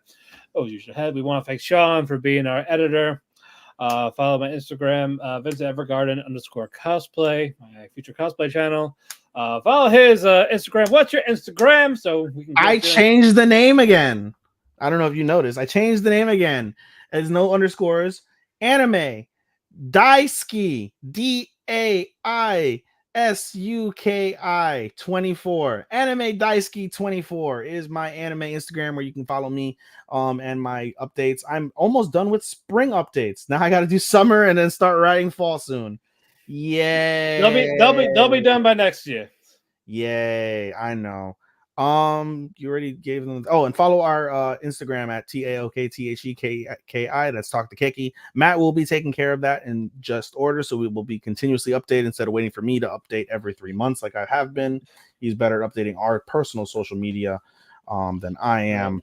And as Matt said, all of our socials have link trees where you can follow our personal endeavors or our personal and channel podcasts as such. But anyway, guys, we'll be back next Friday. We will have the finale of Rurouni Kenshin. And we'll have a couple of penultimates. Hopefully we'll review The Boy and the Heron, depending on if he has time to watch it. And we will see you guys soon. Arigato, nato faku, and sayonara. Sayonara, minasan! Bye. Welcome to